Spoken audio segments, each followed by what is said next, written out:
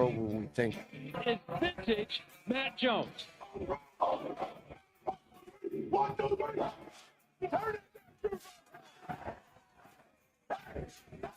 Call or text 877-377-6963.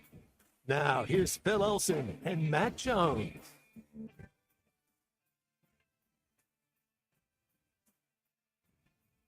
Flan, right side, drops it to Brazil underneath. Loose ball, Thero picks it up. Boogie's open in the corner. Flan for three, it's good, and Arkansas lead. First lead of the night, 74-71 with 1:42 to go. Here we go. Pack, ready to throw it in. Blackman, right side, three-pointer to tie. Air ball, no good. Arkansas wins.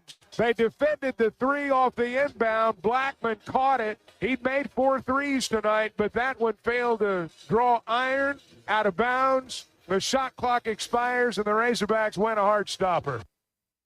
For us to come back and grind it a little bit and play the way we had to play to win, because I told them we're winning this game. I told them halftime. I told them every time out. And if you're not in here to win the game, sit on the bench.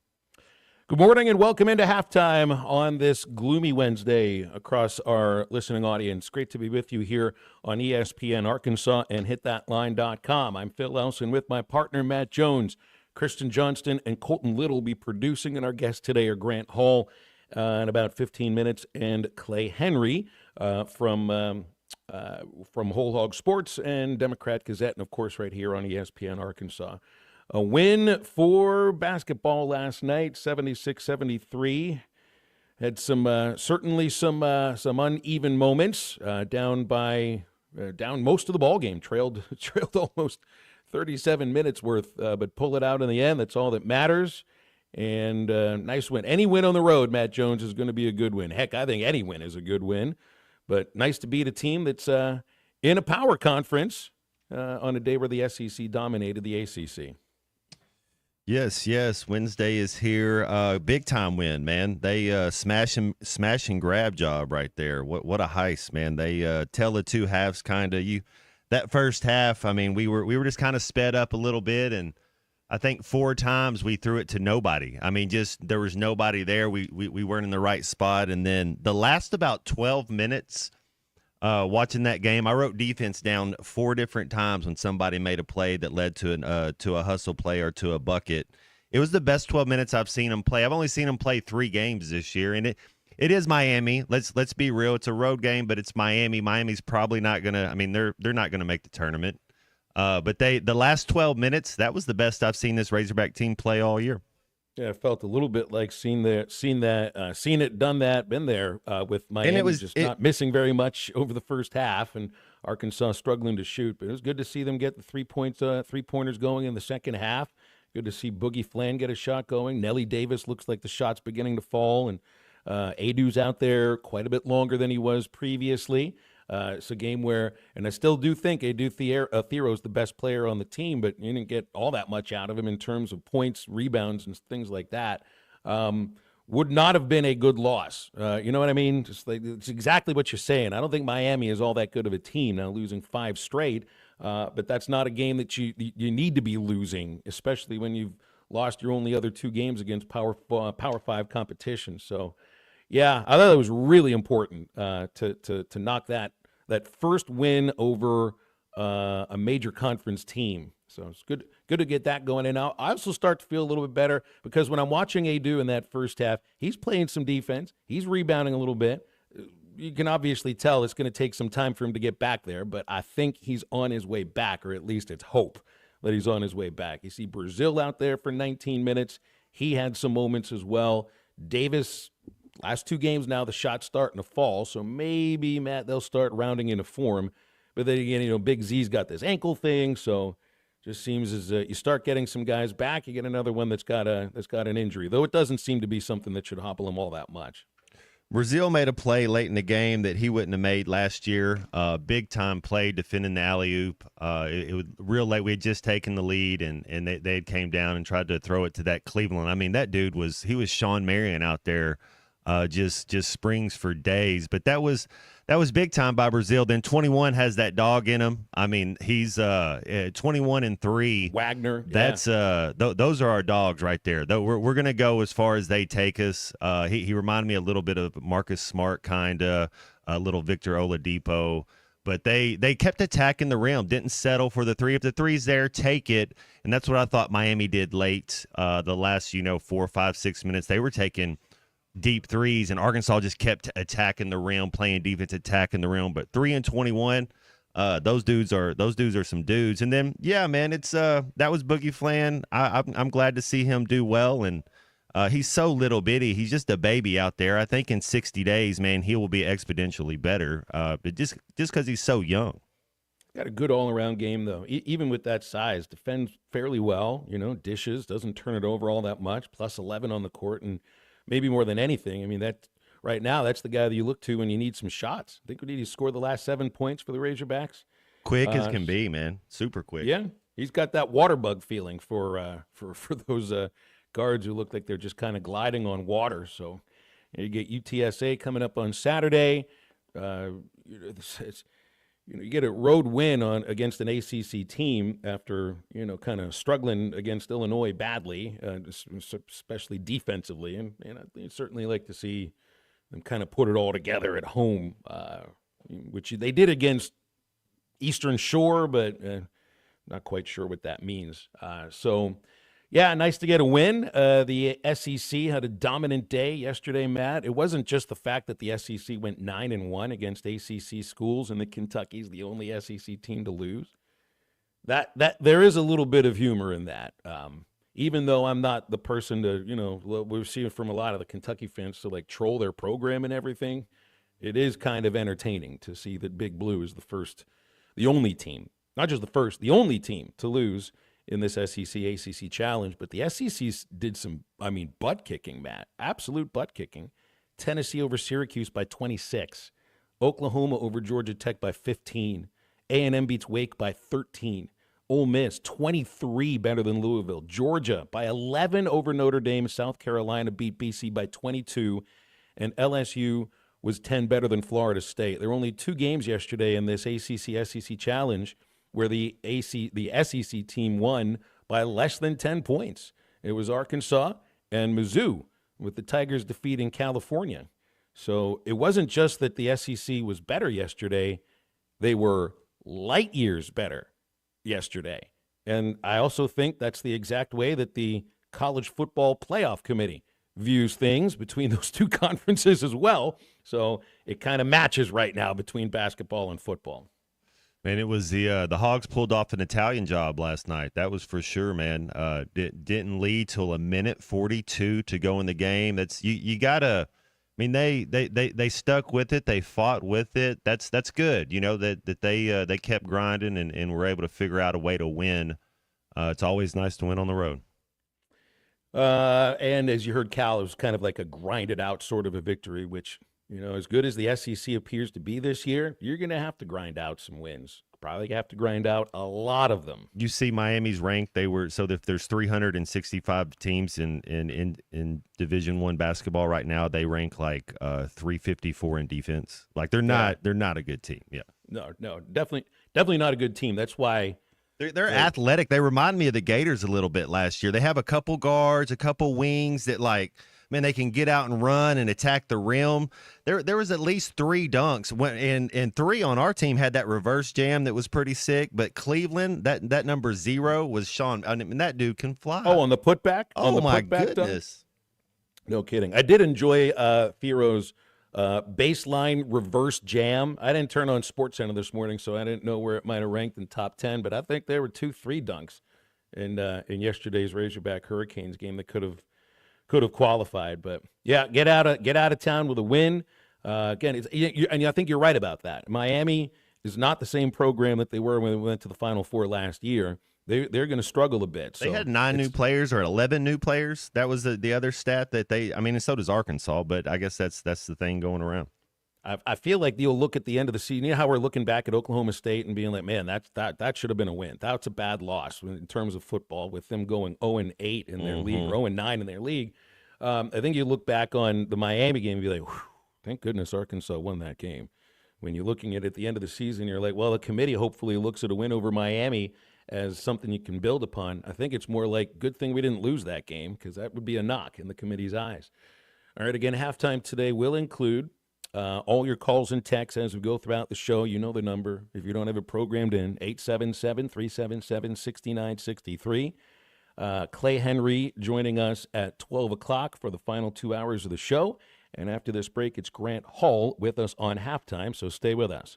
I think about the tuna's talent. The tuna would not be called the tuna if it wasn't for the man above. This is halftime. It's over.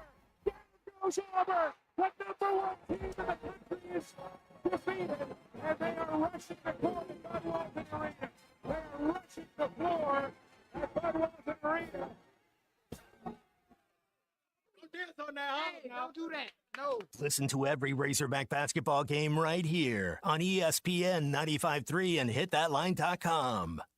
Fall is here, and that means cooler weather, football, and family, which makes it the perfect time to visit Southern Tire Mart, your family's #1 tire store. Southern Tire Mart is your trusted partner for top quality tires, professional services, and competitive pricing. Visit us in Fort Smith at 9700 Highway 271 and let us ensure your vehicle is ready for anything fall brings your way. Southern Tire Mart is a proud dealer of Yokohama tires. We keep America rolling. Hey, Tom Richardson for Jam Mart. Brad, Tyson, and their entire team are so thankful this time of year during the holidays. We appreciate all of our customers that enjoy the beverage bar at Boonville, the hot food at Phoenix, and the deli at Jam Mart number 10. We know you're loving the updated pumps at our gas stations, and we're continuing to strive to find new creative ways to improve every single day. If you love Jam Mart, please leave us a 5-star review on Google. Happy holidays from your friends at Jam Mart. Even though the holidays are almost here, there is still time to get results for your body with a personal trainer right here in the River Valley from Anytime Fitness on Rye Hill. Your choice for the results you want. Black Friday buy one, get one personal training specials. And new members get the rest of the year for free. Even more Black Friday specials to choose from. Anytime Fitness on Rye Hill on 71 North. Ask about our giveaway from our partner, First Form and Vortex Optics. Anytime Fitness on Rye Hill, ready to help you train for the body you deserve. Anytime Fitness, Rye Hill. Hi, everybody. Larry Rath here for Rath Auto Resources and the Meineke Car Care Center, where all we do is keep you rolling. If you're needing a used car, we've got them. Everything from the most affordable cash cars to road-ready certified with warranty. The best used cars your money can buy. And we've got a finance option for everyone, whether you have great credit and you're looking for the best rate or you're needing to build your credit with a reputable lender. We've got you. Rath Auto Resources and the Meineke Car Care Center. All the happiest drivers are rolling with Rath. 'Tis the season for Hardee's handcrafted goodness. Made from scratch buttermilk biscuits pulled fresh from the oven. The return of special traditions like salty sweet candied bacon. And faithful friends like Hardee's cinnamon raisin biscuits gathered near to us and served all day, all season long. From icing drizzled biscuits to savory charbroiled burgers, unwrap the holiday goodness of Hardee's. And now enjoy breakfast till noon. Available for limited time at participating locations. Items may vary. The holiday season can be stressful. Luckily, Dave and the crew at Eastside Liquor has everything you need for this time of year. Crowded homes, annoying relatives call for peppermint schnapps, or maybe you're just a typical brown water guy. It really doesn't matter, because Eastside Liquor can take care of everything you need. 9390 Rogers Avenue in Fort Smith with a convenient drive-thru. And you can call them, 479-452-7311. Eastside Liquor, everyday low prices on beer, wine, spirits, and cigars. Precision Garage Door features the finest quality materials, installation, and service for all your garage door needs, including garage door repair and new garage doors and openers. Fully licensed and insured with the largest showroom in Northwest Arkansas at 1907 Town West Drive in Rogers and in Fort Smith at 416 North 10th Street. Call Precision Garage Door today at 844-PDS-DOOR or check them out online at PrecisionDoorNWA.com. Financing is available. Precision Garage Door, voted best garage door company of Northwest Arkansas and the River Valley.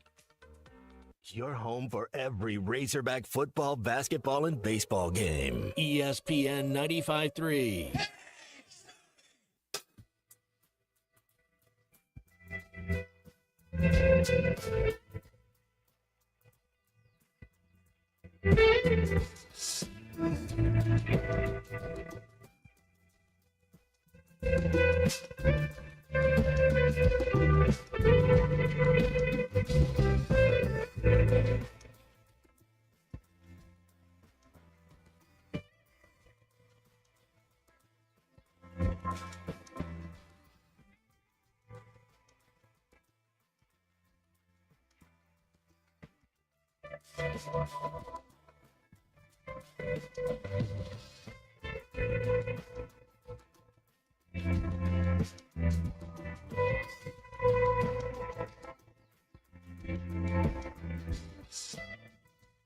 Find Halftime on 99.5 in Northwest Arkansas, 95.3 in Fort Smith and the River Valley, 96.3 in Hot Springs and Central Arkansas, 104.3 in Harrison and Mountain Home, and everywhere on hitthatline.com. Join the conversation. Call or text 877-377-6963. Now back to the hosts. Here's Phil Elson and Matt Jones. A whole lot of yuck outside there. It's really gloomy today. Cold. Has it turned into, is it winter yet? Have I missed when we went from fall to winter? Because it's starting to feel like it, man. Got Grant Hall with us here on Halftime today on a Wednesday morning. Always appreciate that. Grant, good morning. Did I miss, is it winter officially? Did I miss that? I don't know what you're talking about. It's beautiful in the Ozarks today. In fact, I'm in a parking lot at Fayetteville Country Club, just kind of taking in the leaves, and the sunshine, and a little bit brisk and windy, but it's a nice day here. Throw a little of that sunshine my way, man. Outside my door, it is gloomy, and I don't know if I'll see the sun all day long. But good for you. Good for you. The Hogs saw some sun last night, though, about a minute 47 worth of sunshine to get a lead over a 5 losses in a row. I guess you could call them a bad Miami team right now. So your view on yesterday's win? Well, yeah, they stole one, and they needed to. And Arkansas was only number 51 in the NET in the net going into that game. And Lenardi already has 12 SEC teams in the NCAA tournament if you played today. And actually, the SEC's been playing like that. You guys talked about it. They were good before last night. They were great last night. Arkansas has lost a couple of games in which they trailed most of the game, and it looked like last night might be another one, and all of a sudden they had that 10-2 run down the stretch with Boogie Flan. I thought he was magnificent down the last few minutes. Did everything he needed, and for a guy that just turned 18, he's a pretty doggone good point guard. Yeah, he's just a baby. I thought Brazil had some big minutes as well. I kind of like how coaches bring in Adu along because you remember last year or 2 years ago with Nick Smith, whenever you have to sit out for a month or so, it just kind of takes you a little while to catch back up. So at least he's able to go out there and give you a couple minutes each half to kind of keep up with the pace of play. Yeah, and you can see that he's a presence in there, and he's going to make a big difference as he gets healthier. And I think that this Miami team is actually, with Nigel Pack, they're not that bad. I mean, I know you mentioned the horrible defensive figures, but Larranaga is such a good coach, or Larranaga, however you say his name, that they might be decent by the end of the year.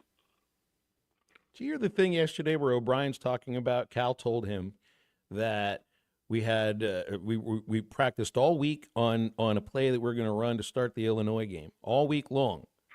And when they tipped the ball and you end up with the basketball, they all went in different directions, and it just wasn't anything like they had practiced. It really does seem just bad. And he's not shy about talking about this stuff. These guys don't know each other very well yet in terms of basketball knowing each other. Heck, they might not even know each other well enough because they've only been around each other for about 4 or 5 months. So it's about them being on the court as much as possible now, and he's starting to get maybe to a health point where maybe they can actually scrimmage a little bit together. It's funny, in the first half last night, Mike Irvin and I were exchanging angry texts about how bad we thought Arkansas was playing, and then Seth Greenberg came on there, and he was tougher on them than we were. I mean, he was almost angry about the defense that Arkansas wasn't playing. He knew you're down 40-32 to this team you should be beating, and finally they started playing like it, and it worked out okay. Hey, Matt, who you got in terms of the angry texts between our friends Mike Irwin and Grant Hall? Who has the angrier of the texts, do you think? The fourth time I saw him throw it into the stands and nobody was there, I thought about jumping into the mix as well. And it just shows to the fact that they're just learning each other and they were in the right spots, but they found a way to figure it out. Well, how about when Brazil didn't appear to chase a ball? I don't think he could have gotten it, but he could have dived and made the attempt. And of course, they mentioned that a lot. Sometimes, we forget. I mean, we've been spoiled at Arkansas for a long time. I mean, all the way back to Eddie Sutton and how hard his teams played and how hard Nolan's teams played. And Musselman had those 3 great years where they went to the final 16 or better. And so, you start taking for granted that teams are going to play hard all the time. And sometimes young players have to learn how to do that. And last night should have been a good lesson for them. Today's National Signing Day. If you hadn't heard, I mean, I know it's still big. It's still a big day, and it's big news and all of that. But it's not the same impact that I think is in anybody's mind when you're paying attention to college football. Grant, do you think that you try to build more through the portal for instant impact than you worry about incoming classes? It's not like you don't recruit incoming freshmen. Of course you do. But the idea is that how many of these guys are going to be sticking with you for their entire 4 or 5 year career? So do you build more, if you're Arkansas or any SEC program, through incoming freshmen or through the transfer portal? It's obviously a mixture of both, but where do you get more impact? It's a great question, and I was thinking about how losing Armstrong, for example, for this bowl game is such a huge item, just that one thing. And I remember Barry Lunny Sr. telling me several years ago, he said that Arkansas has always been a developmental program, where guys maybe don't play that much until their 3rd or 4th year. And of course, the way football has changed now, you really can't afford to wait around like that, it seems, for maybe a 3-star guy or somebody. Do I recruit this kid from Arkansas or this kid from Georgia, and so you have to, it's almost like, I think that with this playoff going to 16 teams, as people think it's going to, that Arkansas should still be able to get in that 16 playoff like 2 out of every 5 years. Do you think that's asking too much? Because if you have a long-range plan in your program and how you're going to do this, and I know you're doing it on the fly, you got all the portal and the money and what's the money going to be like and all that, but it feels like Arkansas is sort of in neutral right now, and 2 other coaches who were under 500, Danny Ford and Brett Bielema, only lasted 5 years, and now Sam Pittman is apparently going to stay longer, and so you sort of wonder what the long-term plan is down the road, and how to cope with being in this ridiculously loaded SEC.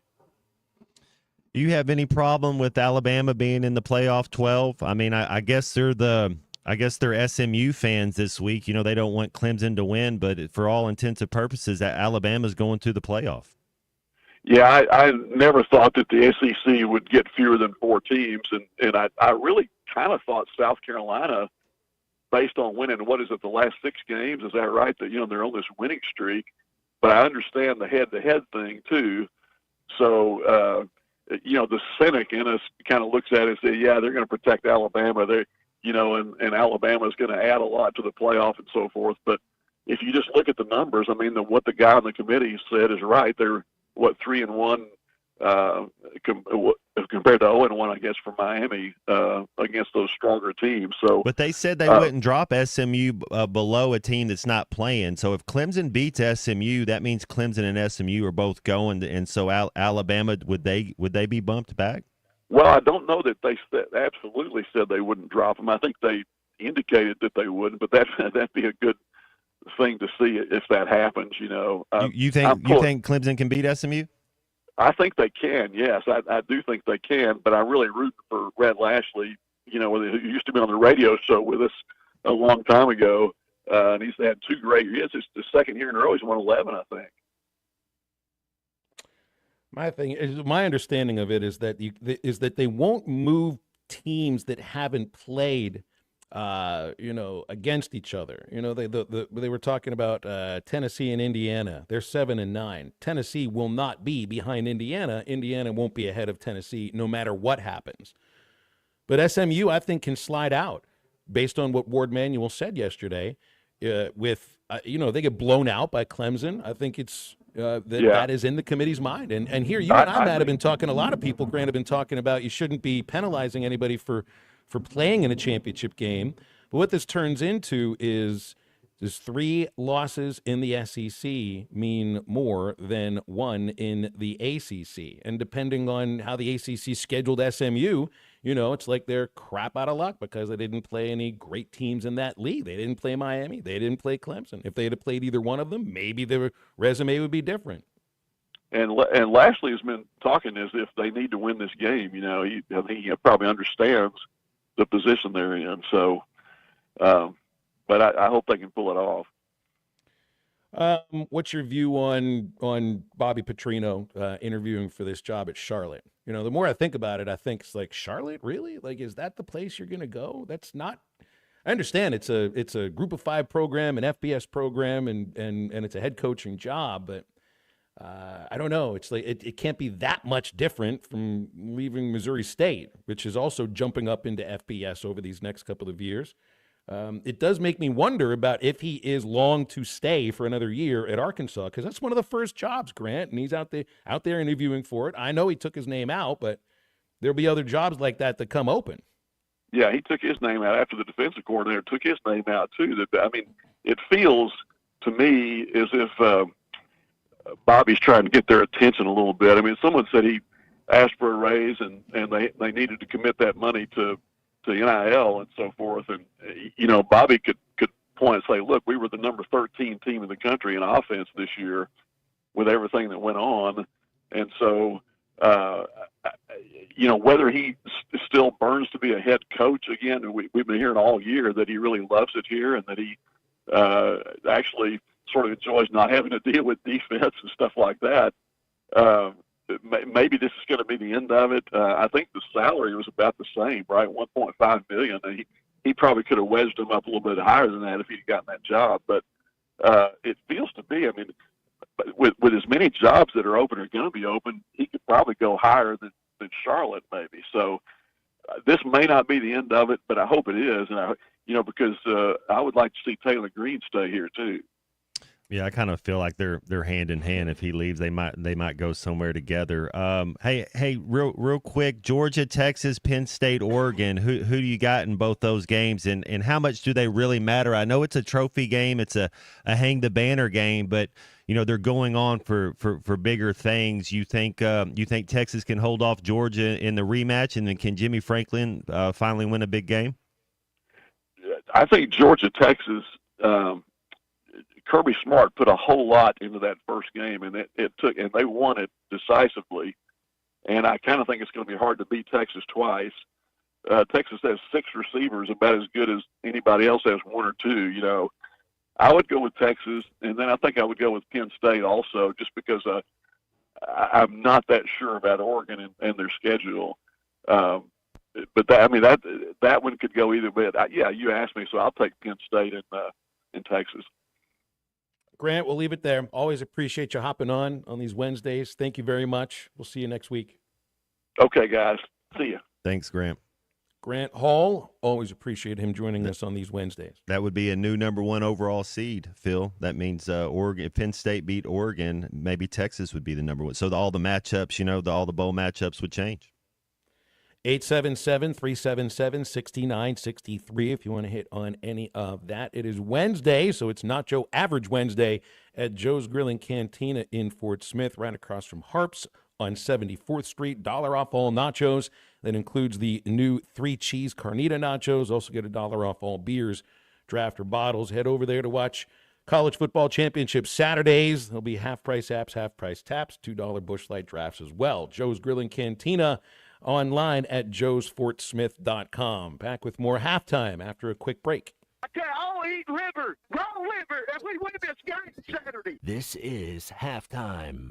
$5,000. That's the average amount of money people in the U.S. are now spending on gas in a year. $5,000. That's crazy. If you drive, you have to download Upside, the free app that gives you cash back every time you get gas. That's right. You can earn real cash back with Upside just by buying the gas you're already buying. You can literally start earning cash back today. I use Upside every time I fill up, and I've already made around $300. You're putting gas in your car anyway. Why not get real cash back? If you like free money, download Upside. I'm saving the cash I earn from using Upside to help pay for a vacation later this year. Download the free Upside app now to earn cash back every time you buy gas. Use promo code BUY to get an extra 25 cents per gallon on your first tank. You can cash out anytime right to your bank, PayPal, or a gift card for Amazon and other brands. Just download the free Upside app and use promo code BUY for a 25 cents per gallon bonus on your first tank. That's code BUY for a 25 cents per gallon bonus.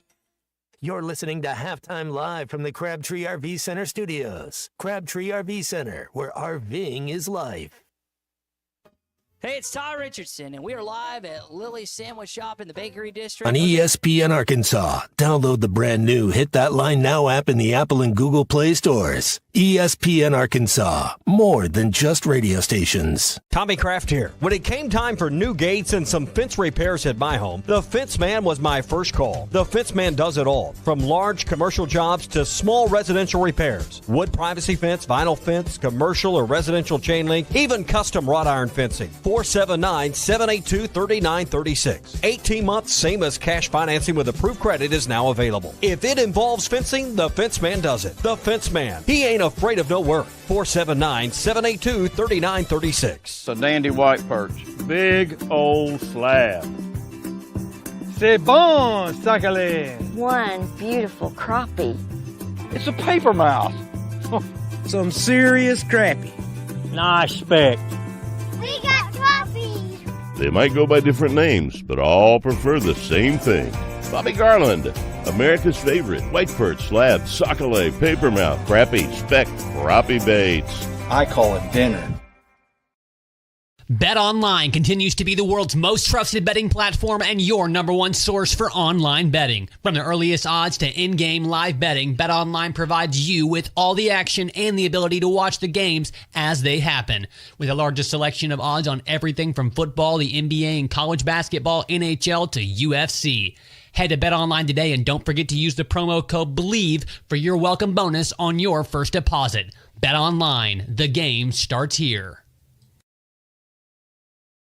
Hey, ESPN 96.3 and HitThatLine.com. Have you been to Swark Liquor? Trey Gentry and his team have a phenomenal spot. It's the first liquor stop in Arkansas for our Dallas and Texas fans traveling up to the hill. So if you're heading to Fayetteville, the lake, a cabin weekend, hunting, fishing, or any other activity you need your favorite drink, stop by Swark Liquor. And check out their apparel too. You'll want to wear it. Swark Liquor, 864 East Collin Ray Drive into Queen, Arkansas. Swark Liquor, we promise to keep them cold for you.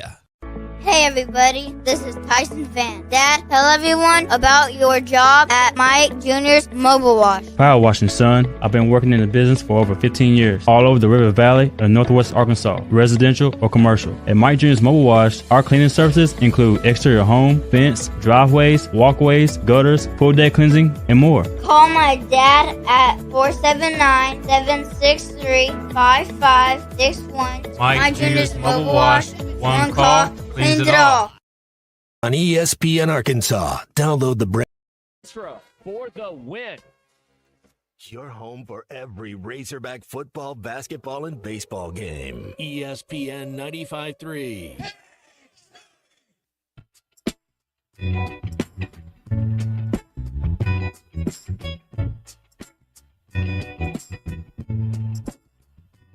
She gets a ride on the old way.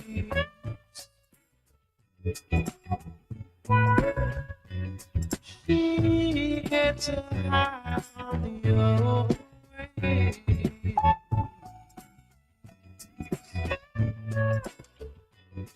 She leads the tide, she moves right down.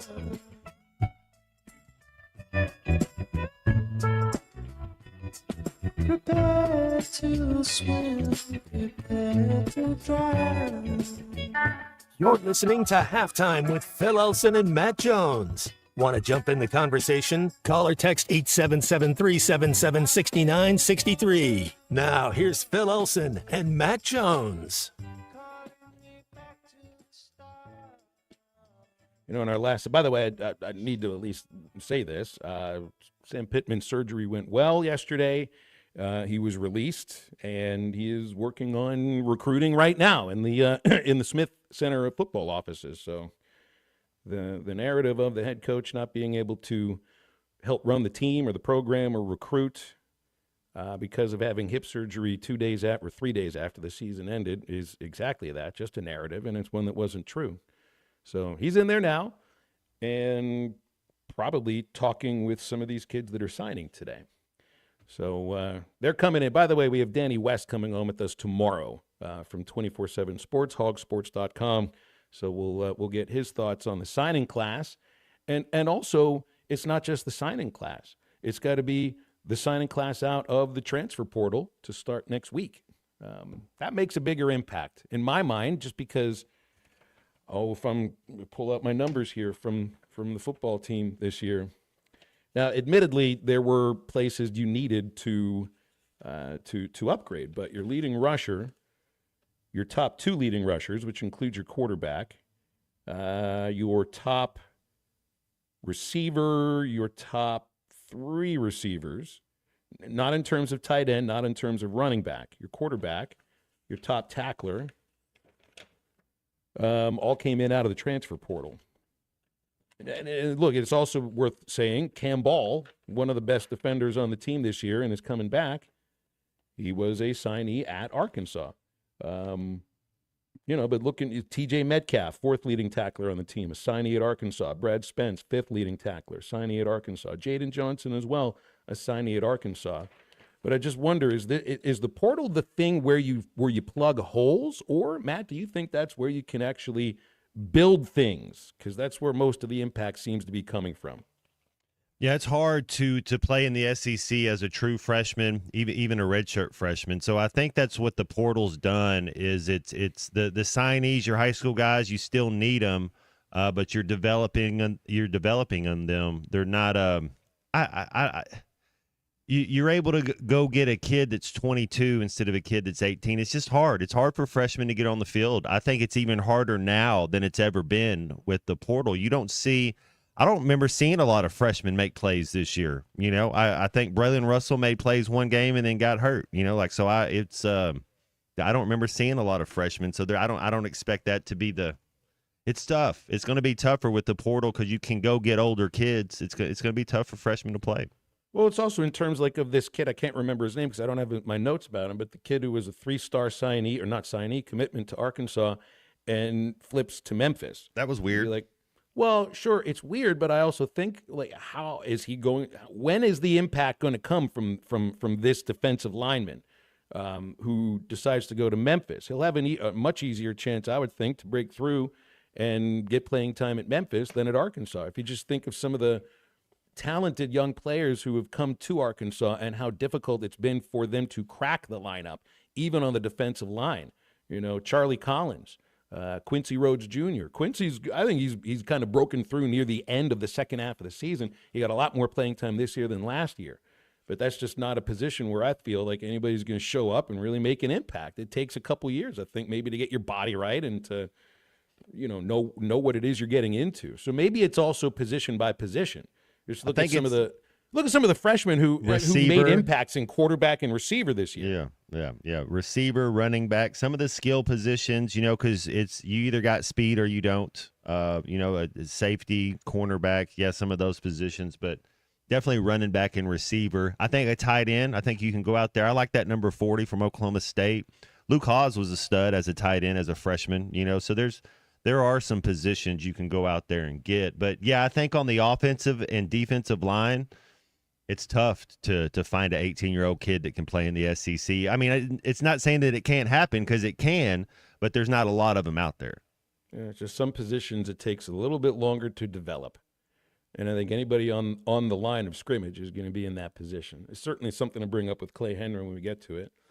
There was something that Grant Hall said in the last segment, Matt, that just is so different now from any other time in college football. Is, the idea that maybe Bobby Petrino is using other jobs as a chance to try to get a raise through the athletic department. But what is it that he's battling against here? It's not other coaches getting raises. It's NIL money. This has been the discussion about why are we doing NIL for so long. Well, it's like, who's making the money that's coming into college sports, that's coming into college football? It wasn't the players before in terms of actual dollars and cents that are being handed over to them. It was administrators to a point, but coaches. There's never been a coach before that had been told, you can't have a raise because we need it for NIL money. And it starts to happen now. So it wouldn't be the first coach, Matt, to be trying to, interview out and have your agent throw some rumors out there to some writers that he or she knows. But it might be one of the first times that he's trying to get that raise instead of, some of the players on the team that he's coaching getting a raise too. And that also makes me think about, you remember Fernando Carmona Jr. at left tackle. It was a month ago or 2 months ago, and he's talking about NIL renegotiation. These are one-year contracts. At least to my understanding, they are now. Like this kid that flipped from LSU to Michigan and has this $10 million compensation package. My thought about that is that better be a 4-year or 5-year deal. In this case, I think it's 1-year deals. How many renegotiations are we talking about here? And who is doing that renegotiation? Did you see Andrew Luck is now going to be the quote-unquote general manager of Stanford football? Oklahoma has brought in a guy who is an alum to OU and ran AT&T. I mean, talk about a large company. He was the CEO of AT&T. He's now coming in to be an executive advisor to the school president and athletics director as to how to implement the house settlement money, which I think also they'll figure out how are we doing, how are we going to implement that with NIL? It's just so much a bigger job than before. If you're renegotiating contracts, I don't know who's doing that at Arkansas. I'm sure they have somebody. I'm not saying they don't have anyone in the offices to do it. It's just that's kind of like a full-time job this kind of the year is negotiating. I don't know what Petrino makes, but I haven't delved into anything like what these coaches make. But absolutely, I'd give him $100,000 raise. I don't know what's the OC make 1.5. I mean, I'm just guessing. I don't know, but I'm sure he's making $1.5 million or so. But you gotta he earned a raise, no question about it. Well, you also want to make sure that you're keeping things around. If the continuity is actually something that's important, well, you may have to put your best foot forward monetarily in order to achieve that. I just don't know if does he want $1 million raise or does he want a quarter? But what's the I guess people want what they can get. Yeah, that's exactly right. But it's also, it might be a little bit of a different thing in terms of the NFL. You got player salaries we got to worry about. I got a quarterback that I got to throw. You got a luxury $25 million at this. Yes. Salary cap. You got a players union. There's a whole different structure to the NFL than there is to college. Well, you just used the word that college football doesn't have, structure. There is none. They're working on it. Maybe it'll come around at some point. The only thing we have right now is a committee or an entity called the College Football Playoff that is the dog wagging the tail. The sport is the tail. The committee is the dog. I mean, that's why you got. I think in a lot of cases, it's why you're talking about all these leagues switching around and everything. And I mean, the committee is the one to me that's sort of like running the. What about SMU not getting any of this money right now? How many more years do they not get? Was it like the first 2 years they don't get any money and they're dominating? Thought is, I think the only thing that they don't get is ACC media money. That's it. I think they'll still get money from the CFP and from the NCAA basketball tournament. Okay. If you win the ACC and go to the college football playoff, that's like a $10 million bonus, which they don't care about. Yeah. I don't think. No, I mean, I'm sure they'd like to bring you win in the as Big much money 12 as they champion. can. Yeah, I mean, that's a lot of money. Alabama getting into, man. You had to think that was going to happen. I can understand the idea of Alabama getting into because if you're just looking at the resume, at least compared to the other SEC, you don't want to play schools, Alabama. Alabama can beat anybody. That's the thing. They're but tough. will they? They're going tough. on You got to they'll tackle on the Milrow. road. They're a big play making. Yeah, no, but I promise you, I don't know how it's going to line up. You don't want to play Alabama first. Oh, I would agree with you. And what's the first matchup? Is it Notre Dame, Alabama, Notre Dame, at Notre in South Dame? Bend? I'm taking Bama. I mean, whatever you say, I'm taking Bama over Notre Dame. It's just wild to think about. But didn't Alabama just kind of struggle on the road badly this year? Losses at OU, at Vanderbilt. I think they lost to Tennessee too. So they have to do something that I'm not sure if they've actually pulled off this year, which is a road victory against. Well, some of those were not really good football teams. Notre Dame is a little bit different than that. So I'm not, but it's no surprise either. I mean, if you look at some of the other situations that Bama got in the days of the BCS, in the days of the 4-team college football playoff, I have no surprise that they sneak in. Call it an Italian job too, right? They're hey, they can cause turnovers. If Milrow's on, that's the thing. He's a little inconsistent, but if he feels like running and he can hit a couple, I mean, they can big play you. They can put up 30 on you. Alabama this year, 2-3 on the road. One of those wins is at Wisconsin. The other one was LSU on a Saturday night. So that's not the easiest place to play, and they actually took the Tigers to the woodshed. But I'd be a little nervous with the losses at Vandy and at Oklahoma that they might have a little trouble turning it on the road. And who knows what it's like in South Bend in a couple of Fridays when that game is played. I'd show them I'd show them the NIU tape. I'd say this is who beat Notre Dame. Look at this. Let's do some measurements right here. Every one of our players is better than NIU, and they just whooped the Irish. So I know it can be done. Forget about the wind, forget about the snow, forget about the cold. It's still 100 yards across. It's still 50 yards the other way, and it's still the same game you've always played, and it sounds just like Gene Hackman in Hoosiers. There you go. 877-377-6963 to get with halftime. Stay with us. Hour number 1 to wrap up in just a moment. Oh, come on, guys. It's so simple. Maybe you need a refresher course. It's all ball bearings nowadays. This is halftime. Waldron Wave Rural Connect. Internet is now available in your area. Fast fiber internet and full-featured home phone are ready for you. This covers areas around Waldron, Bates, Winfield, Y-City, and more. Check out your address online today. The best whole home solution of internet and phone, all from a local provider you can trust. Order online at signup.waveruralconnect.com or call 1-833-492-8372. Arkansas Valley Electric and Wave Rural Connect, changing the communities we serve.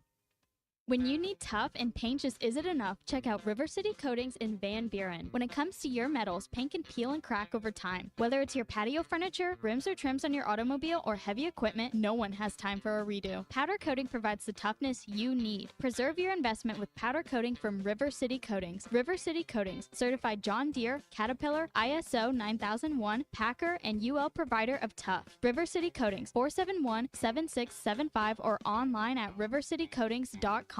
Dozy Place has now been serving award-winning steaks for over 20 years. Celebrate your special birthday, holiday, person, or just because at Dozy Place. Start with delicious appetizers and your choice of drinks from the largest selection of wines, beer, and liquor in the River Valley. Dozy Place is open Tuesday through Thursday 5 till 9 and Friday and Saturday 5 till 10. Reservations are recommended, so call 784-9111. 784-9111 for Dozy Place, 422 North 3rd Street, Fort Smith. Looking to protect yourself and your family this flu season? Law's Drug Store at 6802 Rogers Avenue offers the latest vaccines for adults and seniors in both COVID-19 and the flu. Law's Drug Store has friendly pharmacists ready to assist you with no appointment necessary. Call 452-6116. It's quick, it's easy, and in most cases, free with your insurance. Law's Drug Store, 6802 Rogers Avenue behind Outback Steakhouse. Open 6 days a week to care for you and your family. Hanging with Danny Cobb at American Welding Laboratories. Danny, tell us about the school. Well, Tommy, we're going on 3 years in operation. We teach all aspects of welding, from stick welding all the way to combination pipe. So how's the job market these days? Job market's wide open, whether you want to stay local or hit the road. As a licensed institution, we have access to many grants, including the GI Bill now. Great. How do we get started? Come by 4400 South 16th, take a tour, talk to our instructors. It's American Welding Laboratories. Find out more at theweldinglab.com. Hey everybody, this is Tyson Van. Dad, tell everyone about your job at Mike Jr.'s Mobile Wash. Power washing, son. I've been working in the business for over 15 years, all over the River Valley and Northwest Arkansas, residential or commercial. At Mike Jr.'s Mobile Wash, our cleaning services include exterior home, fence, driveways, walkways, gutters, full deck cleansing, and more. Call my dad at 479-763-5561. Mike Jr.'s Mobile Wash. One call, cleans it all. Before you buy that next car or truck, stop by Broadway Motors in Van Buren. The best of the best for 2 straight years. Michael and his team offer the best prices on the best quality pre-owned vehicles in the River Valley. They invite you to stop by and check it out for yourself. Or if you prefer to check out their inventory online or even do your financing online. Michael has built his reputation as a husband, father, and owner-operator since 2006. Broadway Motors, 806 Broadway in Van Buren, or online at BroadwayMotorsAR.com. Are you an angler having trouble finding all the bait, tackle, and more for your fishing needs? Make a Wake Bait and Tackle, now located in Fort Smith next to Witts Marine on North 11th Street, is your place. Make a Wake Bait and Tackle also has the largest selection of plastics in the River Valley. Reactor Innovation, Bobby Garland, Zoom, Mega Bass, and more. Check out the Daiwa Rod and Reels. Make a Wake Bait and Tackle, 803 North 11th Street in Fort Smith, 479-926-9320. Also get your rod and reels repaired. Come see us next to Witts Marine at Make a Wake Bait and Tackle. Your home for every Razorback football, basketball, and baseball game. ESPN 95.3.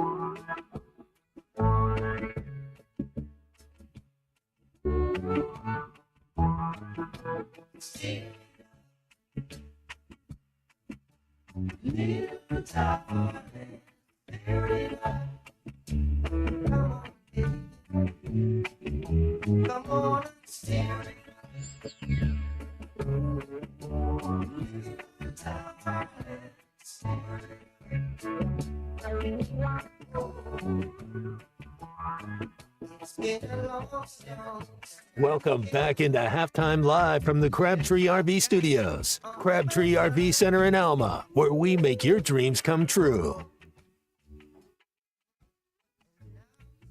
Last night after Arkansas beat Miami, Cal was at his post-game presser speaking to Miami and Arkansas media. He was asked a question about Boogie Flan when he stopped and instead delivered this statement.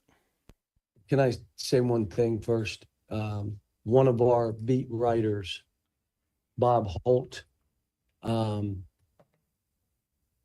been praying the rosary for him. I took Mass this morning at St. Hugh's, and I took communion for him yesterday and today. And I just say, I don't know if my prayers will help, but I know they don't hurt. And I tell everybody, just pray a nice prayer for Bob Holt.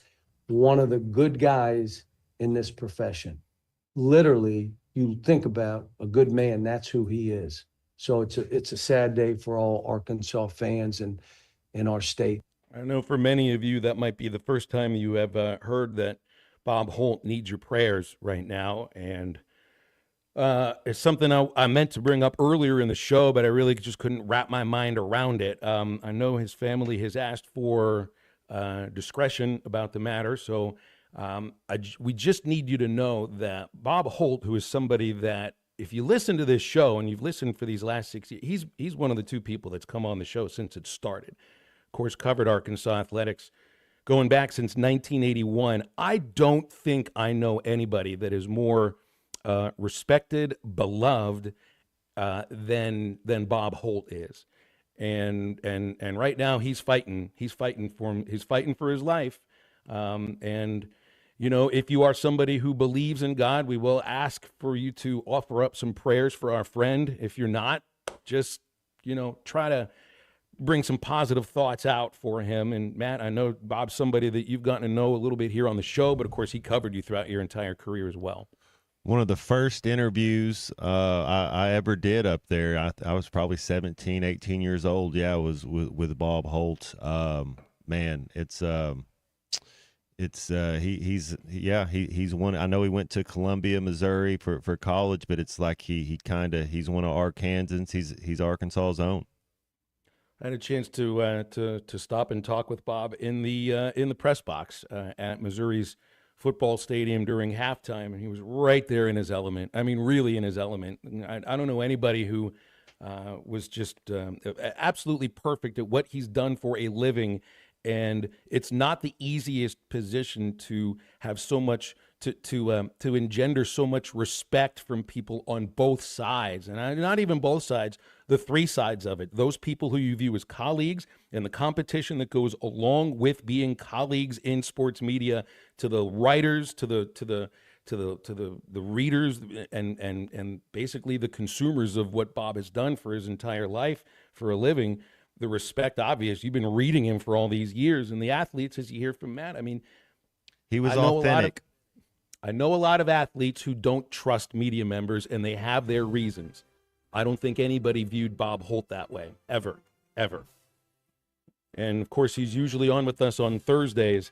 We won't be able to have Bob on tomorrow. Please offer up your prayers for our friend. Clay Henry joins halftime right after this.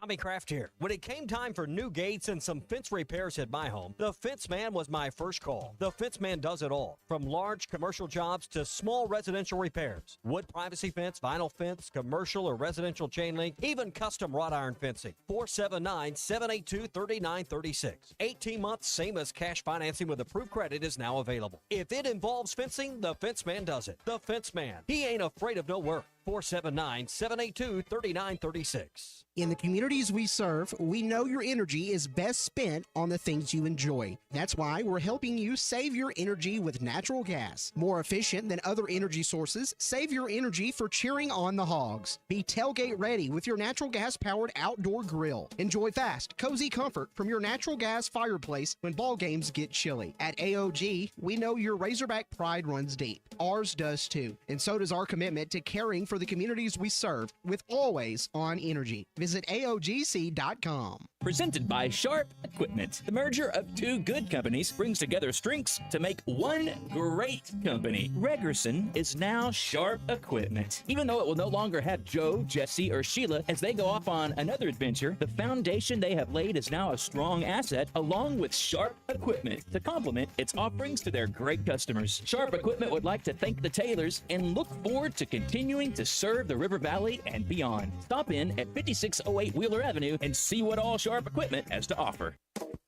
You will never find a boring old burger at Art's Barbecue and Burgers in Fort Smith. Try the Wild West Burger, topped with a hot link, jalapenos, and Art's hot sauce. The Brisket Burger, with tender brisket and caramelized onions on top of their hand-patted burger. Or the famous Art Attack, with house bacon, smoked ham, an onion ring, and a fried egg. There are 10 different burgers to choose from, and they're all $1 off every Saturday. Art's Barbecue Burgers and more. Rogers Avenue, next to Buddy's in Fort Smith.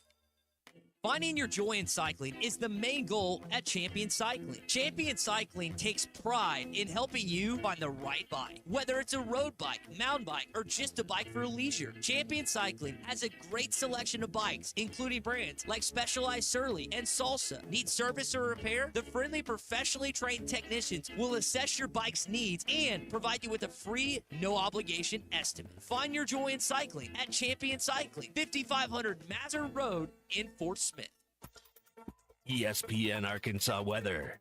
For today, we should see sunny to partly cloudy skies. A high this afternoon into the upper 50s north. Chance of a little rain south.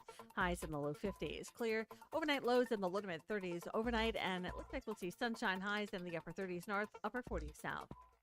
I'm Sally Russell with your forecast on ESPN Arkansas. The weather is brought to you by real estate agents Nick and Ellie Glidewell. Ready to serve. You're listening to ESPN 95.3, KERX Paris Fort Smith. Tommy's right on this one. Do you feel? Let me ask you this. Normal around here. Coming to you live from the Crabtree RV Center studios. Broadcasting on ESPN Arkansas and streaming on hitthatline.com. You got a team in here that would respect it.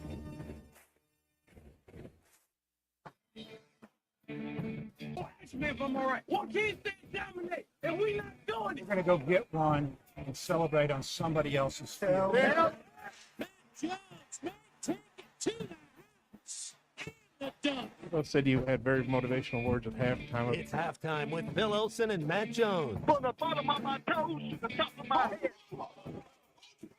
I put my heart, dog. Let's go, man. The angles were so bad, we showed them at halftime. But they were one Razorback. Like, what in the world were we thinking? It's vintage Matt Jones.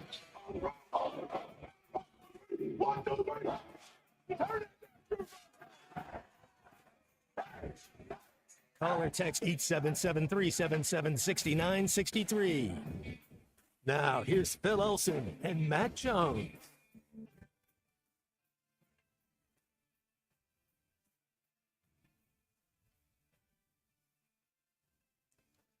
Welcome back into hour number 2 of halftime on ESPN Arkansas and hitthatline.com. Phil Elson with Matt Jones, Kristen Johnston producing. We'll have Hall of Famer Clay Henry with us in just a moment. Just wanted to get your opinion quickly on this, Matt, here. Cade McNamara, remember him? Michigan quarterback, turned into Iowa quarterback, had a torn ACL last year, started 8 games this year. He is entering the transfer portal and is trying to petition for a 7th season of college football. Didn't we just have a tight end at Miami who's playing in his 9th year? 8th or 9th year.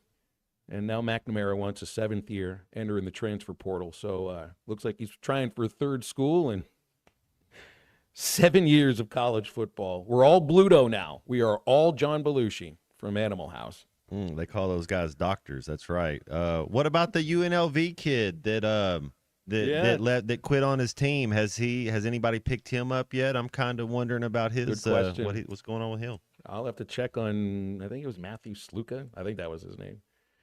All right, we got Clay Henry with us, Hall of Famer. Writing, of course, you can read him at wholehogsports.com, the Democrat Gazette as well. And Clay, man, it is good to hear from you as always. How are you today? I'm good. Thanks for having me. You got it, man. The 7th year for Cade McNamara, man. I mean, we've had some of these players the last 2 years trying to get through a 7th and 8th. And again, I think that tight end at Miami was his 9th year. I might be off by 1. But it's just, look, I mean, we had a conversation with Grant Hall about 45 minutes ago about Bobby Petrino and him being interviewing for the Charlotte job, taking his name out. Grant wondered if maybe he's trying to get a raise from Arkansas, and that potentially that raise is that some folks in the administration would say no because we need it for NIL. And it's like, well, this was sort of the argument that a lot of folks pointed to as to why the system needed to change, and it has changed, and now potentially, I don't know the truth out of that, but in my mind, it certainly makes some sense. I can remember maybe 25, 30 years ago, well, maybe 40 years ago, I was covering the Tulsa beat, along with Arkansas and Oklahoma State, and Tulsa had a receiver named Dan Bitson, and he was a record-setting receiver. He had redshirted as a freshman, and I can't remember if it was because of injury or just that he wasn't ready to play, which, that happens a lot. And then he broke a leg in a car wreck, and the NCAA turned him down for, to get his 4th year of playing, 5th year of, I guess it would have been his 6th year, and went to court and won, and he got, a 6th year, and that was unheard of at the time. But at this point, the NCAA does not want to be in court, And if somebody petitions, they generally say, okay. It's just almost understood. You can get whatever you ask for. The sky's the limit. I mean, in other words, I don't think the number of years that it is, it's like, okay, you got hurt and you want to play another year, come on. We'd love to have you back. And I don't see that changing. I think the NCAA is so scared of the courtroom, and they've paid so much in legal fees that they're going to say yes. Matt, do you want to play again? Ooh, I don't. That was rhetorical. Maybe a J.R. Smith deal go up there, but they're too good. A little flag football maybe these days. Yeah. No, well, I think it's the swimming pool, right, Matt, and the golf course. That's it. Those are the two right there: stretch, yoga, swimming pool, golf. Yeah. Didn't the Vanderbilt quarterback Pavia? Didn't he? I think he either threatened to sue the NCAA or he was like trying to petition to say that his 2 years at junior college didn't count towards 4-year college. So it was like that. That to me felt like a step too far. Maybe 2 steps too far. I don't know if it went anywhere, but I remember him talking about this. I want more eligibility. Junior college shouldn't count. That's right. So then we can all go to junior college and then get 4, 5, 6, 7 years in 4-year college. It doesn't make any sense whatsoever. But nothing we're doing makes any sense whatsoever. I mean, it's like even the NFL has a salary cap. We have no salary cap. It is well, even the NFL has unbalanced schedules where division teams play each other twice, but you still go by the standings that everybody has, and the playoff structure of the NFL makes a lot of sense. That's why every time anybody brings up, oh, we're just basically an NFL structure, be like, are you paying attention to what's happening in college football? The NFL makes sense. Nothing in college football makes sense. This is not NFL Junior. Stop it. Yeah, I watched the Georgia Tech game in that overtime where they're just going 2-point play after 2-point play. That's the most ridiculous thing to decide a national championship that you could ever have. And you can say, well, it didn't decide the national championship. Well, it can. That's the format that you would have in the championship game. And it's not any different than just, going out in the street and throwing dice. I mean, it makes so much of the NFL I like. And even when we do adopt something or adapt something from the NFL, like the 2-minute timeout, they can't call it the 2-minute warning because it'll sound like we're following the NFL. So now they don't call it the 2-minute warning. Very carefully, they call it the 2-minute timeout. They don't want it to sound like we copied the NFL. Well, at least they're not trying to call the championship game the Super Bowl, right? At least they go with like the championship game. It seems to work a little bit. You're right. 877-377-6963 to get with us here on Halftime today. Brandon, Texas. Wasn't Cody Walker at the UA for like 10 years? I think he was there for 6. He was there for a while. TJ Hammonds was there for 6 years too, wasn't he? Yep. That was all injury-based. Injury-based. You will ask, you shall be granted. Take a couple of calls. We've got Charlie, who has been holding for a little bit. Good afternoon, Charlie. What's going on? Phil, I heard you talking about Bob the last segment. That was about the only time, with you, I could tell you were being super genuine. You met but I loved it, and it was a great point. And, I was thinking about, I don't know Bob at all, and I don't. But I don't know if anyone that has any sense in their head could say anything bad about Bob, because just the nicest guy. I mean, I don't know him, but you can tell. I mean, I'm not stupid. When he's up there, asking questions and he asks questions sometimes maybe that people are like, why do you ask that? Well, so what? I think Bob is an amazing guy. And like, if anything happened to you guys, I would be upset. I mean, Bob's a part of this Razorback family, and regardless of you're from Pittsburgh, Phil, but you're still part of us. You'll still always be our home, and I'm definitely praying for him. I don't know the full-blown prognosis. I did not hear that. Was it a heart attack, Phil, or a stroke, or are you allowed to even say? Can I talk? I didn't. Clay, go ahead. Yes, please. Yeah. So let's just do it this way. We know, and the media, I mean, we were around Saturday night. I'm not talking about me, but it's not like we don't know. But the family has asked that we don't discuss it, and so we honor that. It's in the grand scheme, all those details are not important right now. And he is family. And just imagine how many hours upon hours that I've sat beside Bob, my seat, right next to Bob. We know the intimate details of our family. I can tell you where he grew up. I can tell you, who he listened to as a kid, the announcers that, he patterned, his in the people that he read growing up, and where he grew up and where he lived, and the details of his college days at the University of Missouri, where he ate his favorite restaurants, because we've talked about all those things. He knows everything about my family, and we've watched the way he's asked the tough questions, but asked them in a fashion that people like Nolan Richardson and Brett Bielema and Frank Broyles will answer the questions, even though they don't like the questions. But he asked them the right way. And Phil, we talked about this earlier, and these discussions were going to come up today because of, that John Calipari brought it to the forefront in his interview last night. And I think Quinn and Z talked about it on their podcast Monday morning. But in a large way, we're bound to what we told his family, how we would handle this, going forward. He's up against it.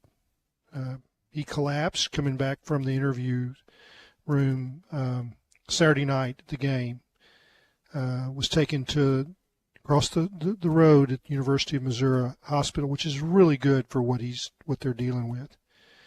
But it's tough right now, and that's about as much as I want to say.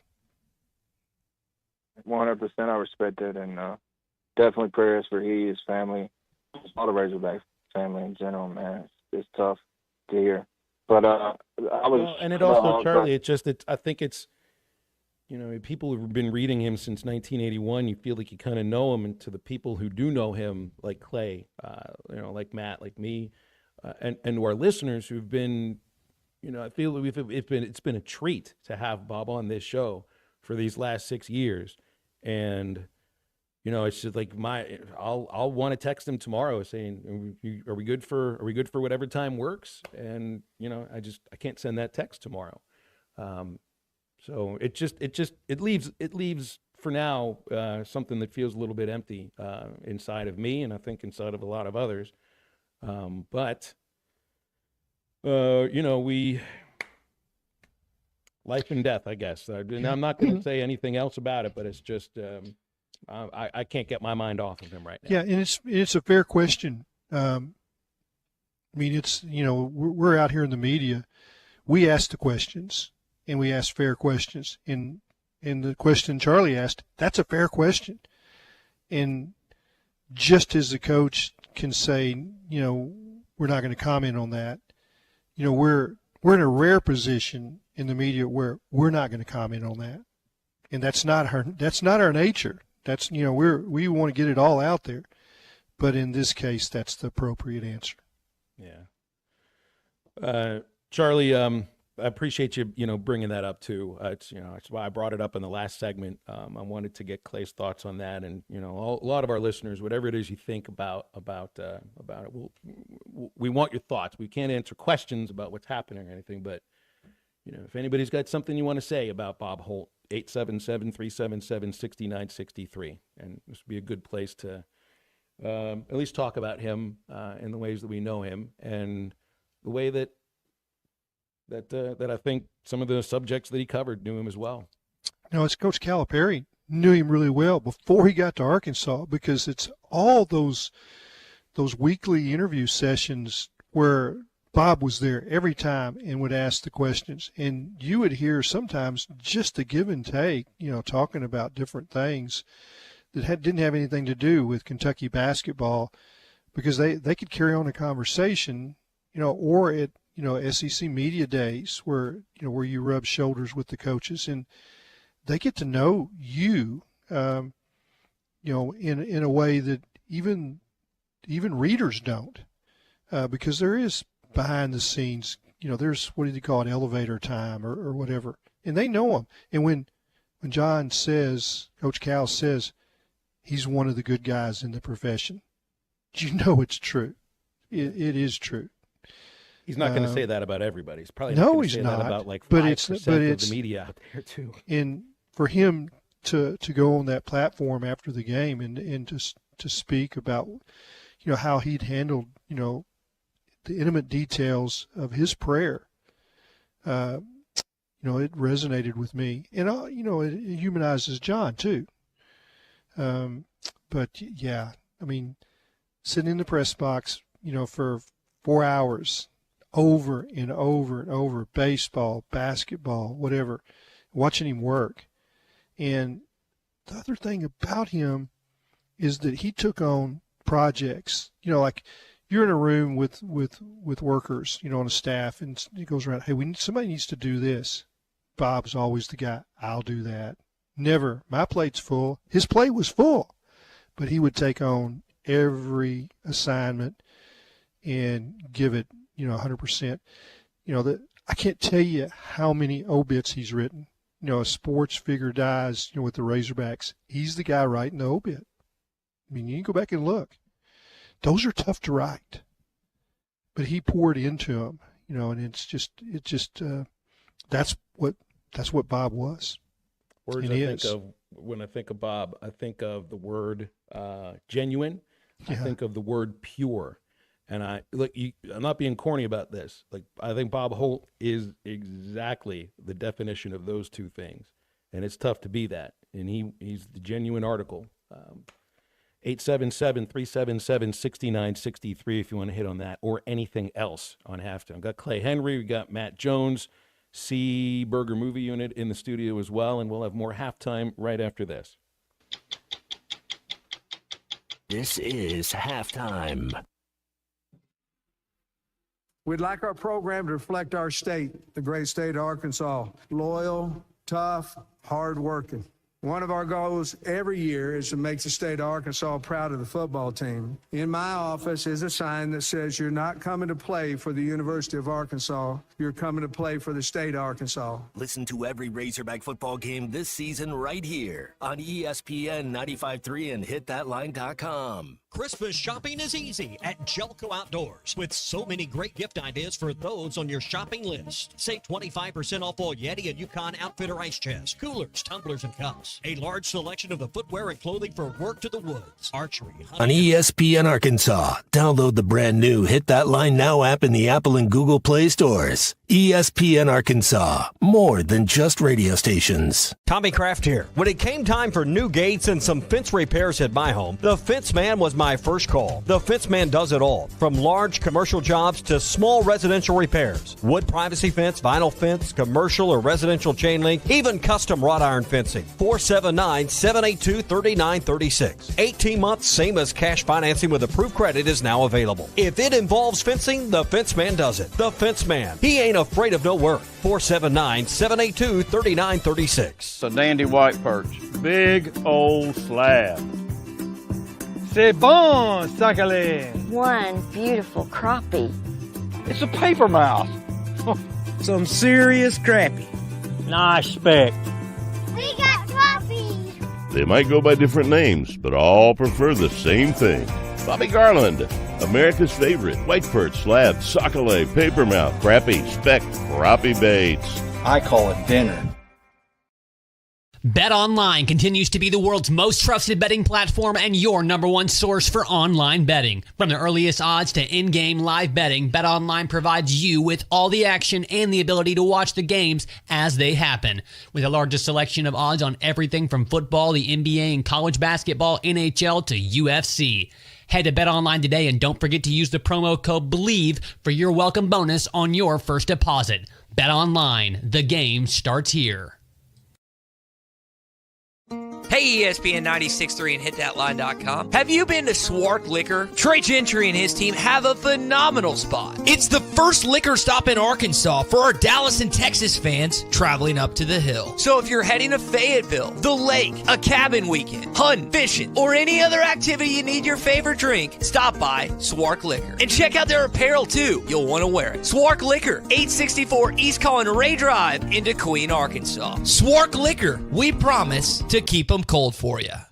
Hey everybody, this is Tyson Van. Dad, tell everyone about your job at Mike Jr.'s Mobile Wash. Power washing, son. I've been working in the business for over 15 years, all over the River Valley and Northwest Arkansas, residential or commercial. At Mike Jr.'s Mobile Wash, our cleaning services include exterior home, fence, driveways, walkways, gutters, pool deck cleansing, and more. Call my dad at 479-763-5561. Mike Jr.'s Mobile Wash. One call, cleans it up. Aesthetics in Fort Smith is here to help. Starting at only $200 a month, semaglutide and tirzepatide are weight loss shots that can kickstart your journey to a healthier, more confident you. And with Elite's hormone therapy treatments, you can restore balance, energy, and vitality. Take control of your health today with Elite Wellness and Aesthetics. 479-242-9355 to schedule your appointment or visit FortSmithElite.com. Elite Wellness and Aesthetics, getting to know you inside and out. Your home for every Razorback football, basketball, and baseball game. ESPN 95.3.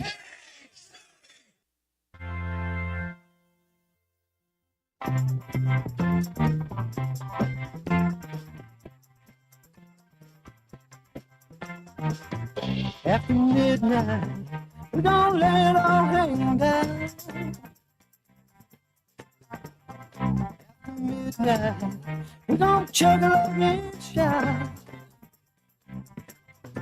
We're gonna stimulate some action. We're gonna get some satisfaction. We're gonna find out what it is all about. After midnight, we're gonna lay it all hang down. After midnight, we're gonna shake your tambourine. After midnight, so gonna be peaches and cream. Don't cause talk and suspicion. We gon' give an exhibition. We gon' find out what it is all about. Make sure to follow Halftime on Twitter at HitThatLineAR and on Facebook and Instagram at HitThatLine. Call or text 877-377-6963. Now back to Halftime with Phil Elson and Matt Jones. Back on Halftime, I appreciate Eddie in Clarksville waiting through the commercial break. So let's talk with Eddie here on the hotline. Good afternoon, Eddie. How you doing today?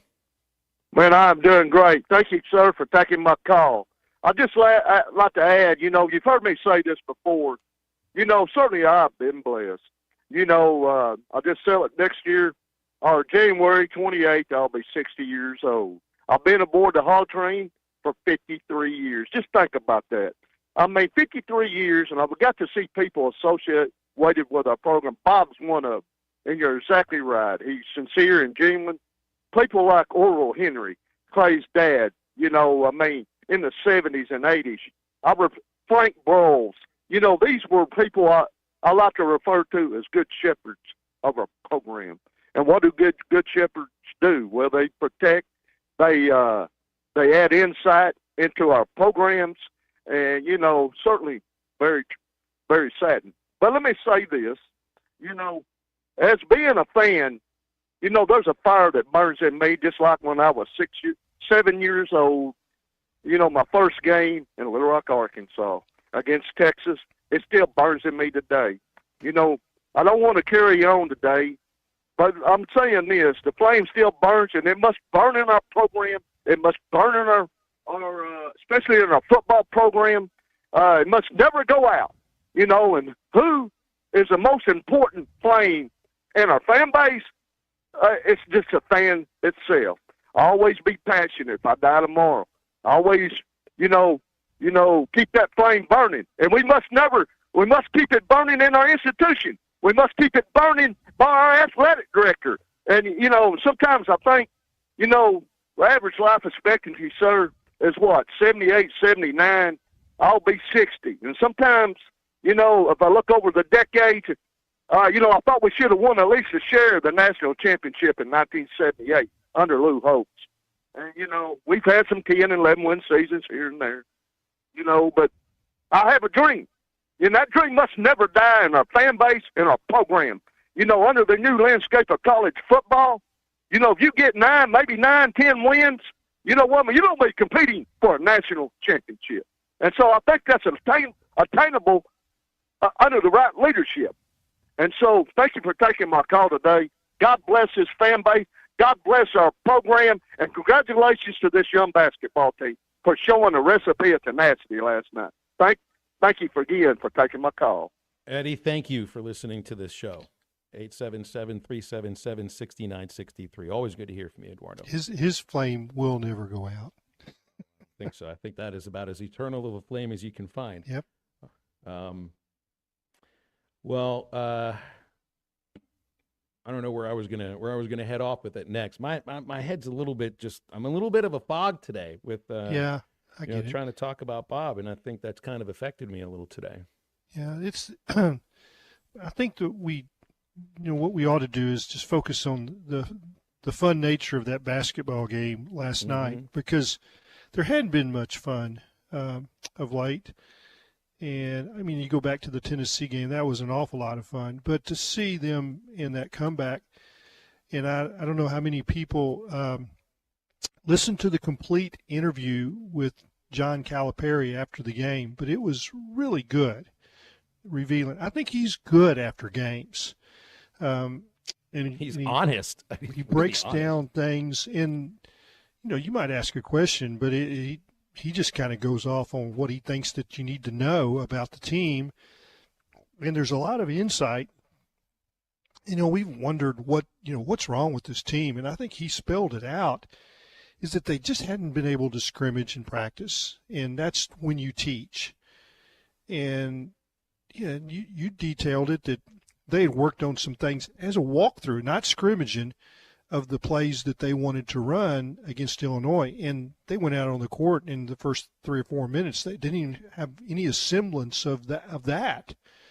And, of course, they're down 14-2, which makes perfect sense. I mean, if your 5 guys can't be on the same page at the start of the game when it's scripted, you're going to struggle.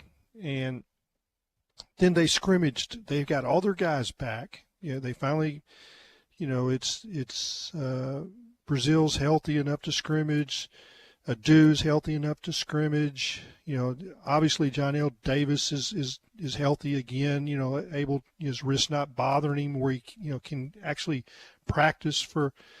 And that they looked in the second half like what he'd seen in practice in those scrimmages, and he says we'll continue to do that, and they'll cover things. I thought in the first half they did a lot of things right, but they were taking ball fakes because they wanted to defend the three-point shot, and it just broke down their defense. And I thought they stayed on the ground, kept a hand up, and did a much better job of defending ball fakes. And then they were efficient offensively in doing the things that they'd worked on. And I think he did a nice job of explaining why they are where they are and where they're going.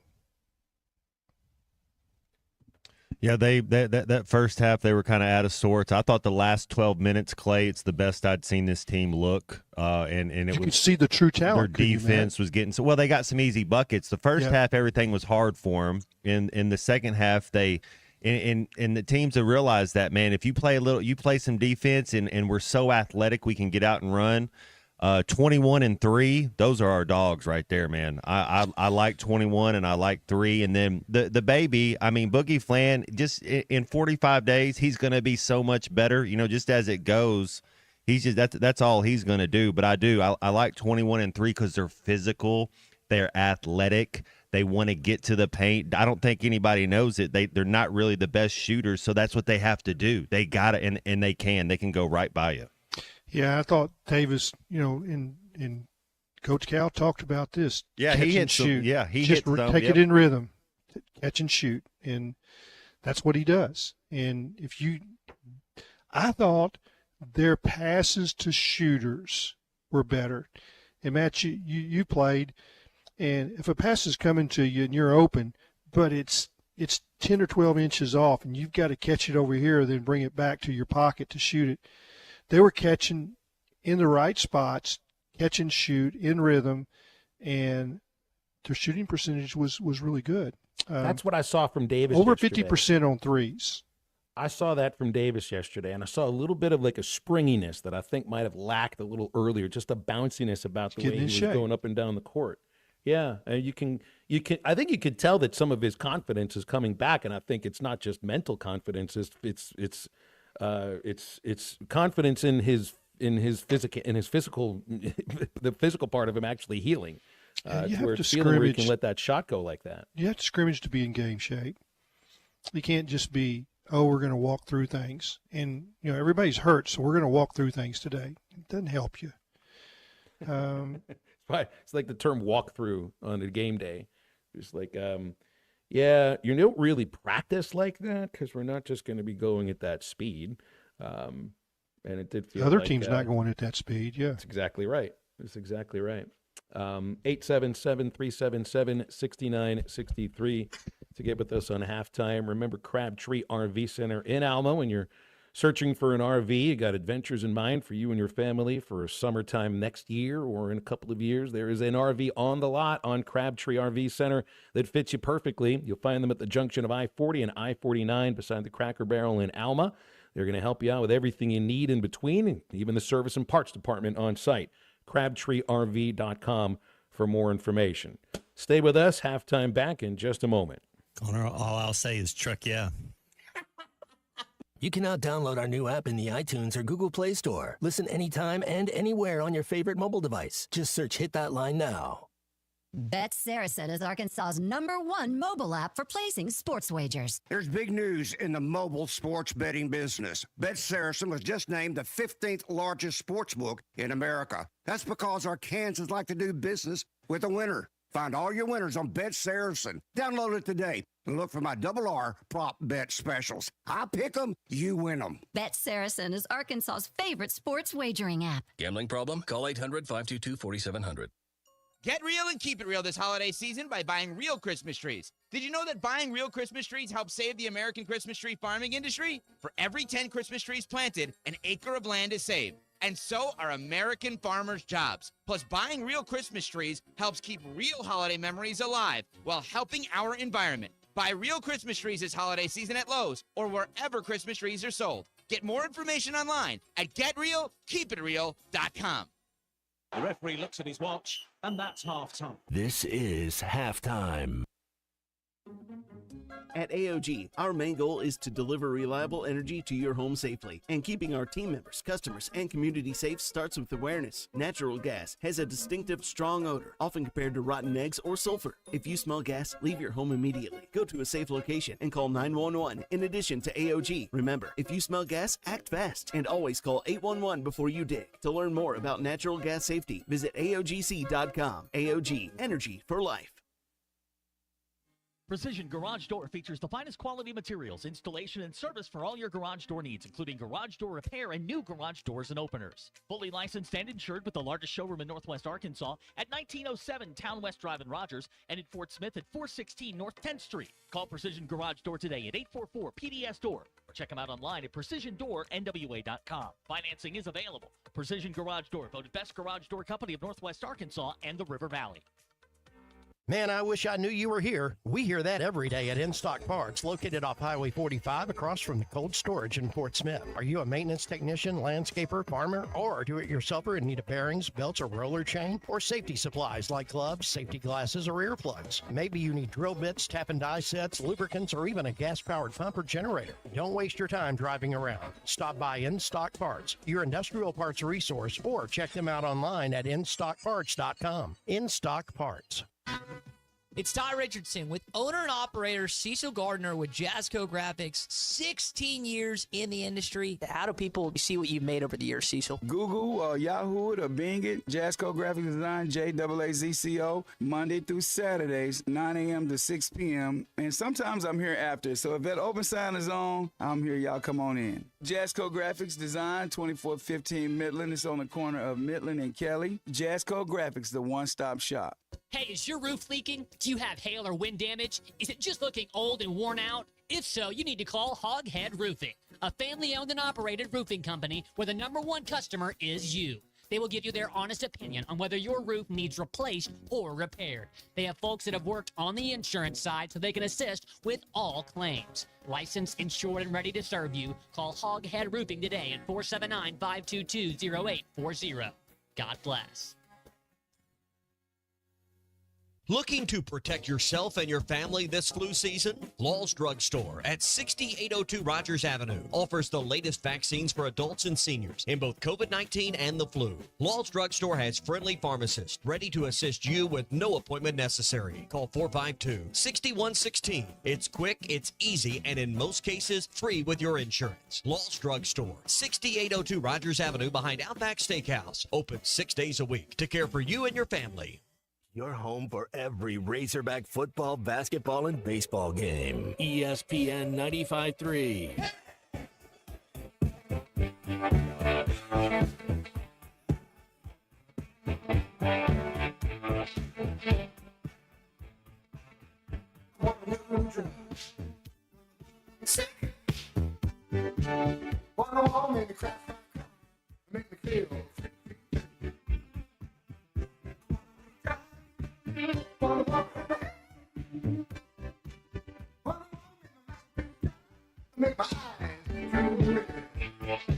Welcome back to Halftime with Phil Elson and Matt Jones. Got a question or comment for the guys? Call or text 877-377-6963. Let's get back to the show with the voice of Arkansas Razorback baseball, Phil Elson, and Razorback football legend Matt Jones.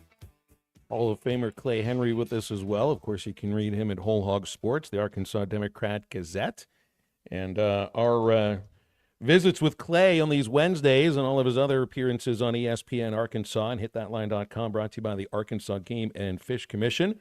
Make sure that you buy your hunting license right now, because that is your license to friendship, family, and fun. You can go to huntnatural.com to purchase it. Here is Ward Manuel, the committee chair for the College Football Playoff Committee, yesterday describing what they see as differences between the Alabama Crimson Tide and the Miami Hurricanes.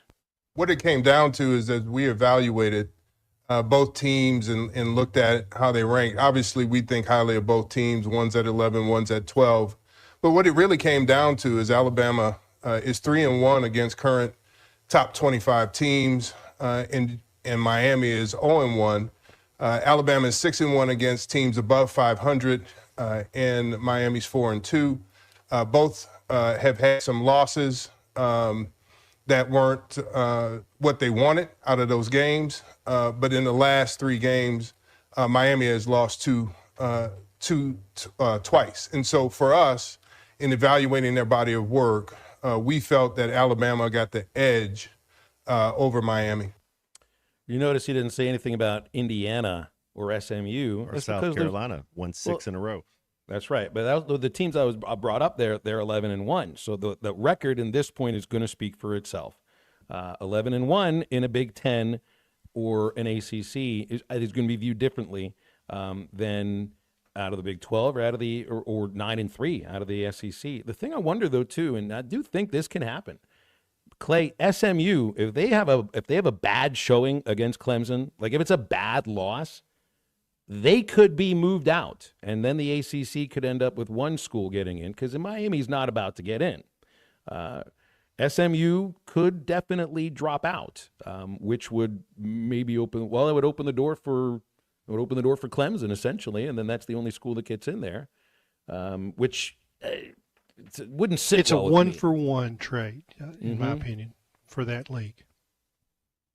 1-for-1 instead of getting 2 in. So should SMU get in with a loss, I guess is my question. Doesn't matter how the loss happens. Let's just say it's a 4-point game, not like no overtime or anything like that. Nothing that you'd say it's a blowout. Do you what still if Texas penalize beats SMU Georgia by 24? What if Texas goes out there and hands Georgia another loss and they get beat by 27, get beat going away? Would Georgia fall that far? Good question. Yeah, I'm that could happen, but that's not. I would think that there's a better chance that SMU could fall flat than Georgia fall flat. And Texas just hasn't scored that many points. And you look, they scored 17, and their 2 touchdowns. No, they're the best defensive team in the country. That's good. their thing. Yeah. Well, I don't know if they're the best defensive team in the country, because I think Texas A&M. Yeah. I think Texas A&M's defense is right there with them. Texas A&M did really well against the great 12. Yeah, maybe the best in the playoff 12. But they were beaten soundly by Georgia. We'll see what happens when they play, and it's interesting because Phil, you go from playing in Austin to playing in Atlanta. Phil and I were talking. It was almost like Georgia had the tell on a pitcher. Like they knew what was coming because it was the best defensive half of football that I've seen all year was that defense that Georgia had in the second half against. It's like they knew what play they were running before they ran it. Yeah, they stopped the run and got to the quarterback. That's the recipe. We'll see if that happens this time around. And the thing that you're going to have to watch, Texas was not the same offense when they lost Kelvin Banks, their left tackle. And I thought he was the best player on the field when Arkansas played. And that was that last drive that the last 2 drives that Texas put away the Razorbacks. It was left. And he got hurt, and we'll see if he plays this week. I don't think it was a serious injury, but it was hard to tell. Ankles, how do they respond? Sometimes it's no big deal, but he didn't come back, I don't think, in that game. They weren't the same, offensive juggernaut in the second half. I don't think they scored in the second half. I would think if Georgia were to lose 78-0, they're still in the playoff. I don't think they're going to drop 7 or 8 spots. I do too. I think you earn the right to play in the championship game. You can't hold it against them. But I also think that there's just that there is a different view from the committee when it comes to SEC and Big Ten than the other power leagues. I mean, that to me is what that's about. Indiana, none of their wins comes against the program that is not just ranked, but anywhere near being ranked. Like they Alabama, had a soft schedule. Yeah, a very soft schedule, but they play in the Big Ten. And the Big Ten, at least financially, and not even just financially, college sports political power-wise, they have the sway to be able, just because Indiana's in the Big Ten. How much do we know about Oregon? And I say that because I don't remember watching a lot of Oregon this year. It just didn't. Their games didn't fall in the window where I could watch, and it might be that I was watching. The SEC-ACC schedule now is 12 hours of football, and I watch it all. I mean, I don't change the channel. I just stay unless it's Arkansas playing on the SEC network. But I'm watching those 3 ABC games because they're really compelling. And I watched Michigan, Ohio State, but I just haven't watched Oregon enough to feel what they are. And Ohio State, that was a near miss. They had them on the ropes, and it was a great decision by their coach to take a penalty. I mean, it was didn't they intentionally take a 12-man penalty to stop the clock or something like that at the end? How did that go? That's right. That's exactly right. It was intentionally 12 men on the field so that they couldn't score, and it worked out in their favor. The thing for Oregon is, and again, this goes to record, the only undefeated team in FBS, and in this year of all these crazy weird upsets, that's got to stand for something. They don't have an impressive resume in terms of victories, even like what Alabama does. They got a win over Boise State, Illinois, Ohio State. That's 3 good wins. I mean, those are ranked teams, and 2 of them are in the top 12. So that's at least good enough. You look at Alabama's wins, Georgia, South Carolina, those to Missouri, though. I mean, those three right there, LSU, those four to me are impressive victories. And if I'm looking at Oregon's wins, I'm looking at three of them essentially, and then a lot of wins over sub 500 Big Ten teams. Let me ask it in a little different question, maybe. If you go back for the last 6-7 years and you say, who's the number one seed? Who's the number one team? Does this Oregon team make you think of them like those teams? No, but I don't think any team does this year. No, that's my point.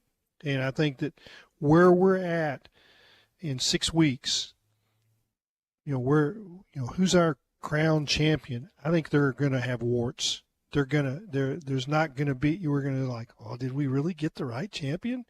Well, you did. If they won 3 games or 2 games, however it figures, then they deserve it.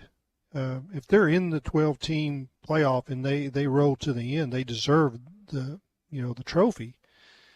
But I don't think it's going to be a team that we say in 25 years, okay, who are the great teams of college football? None of these are going to be in that discussion. Heck, they may be near the bottom of the list if you're talking in terms of like greatest champions Correct. in the history of the sport.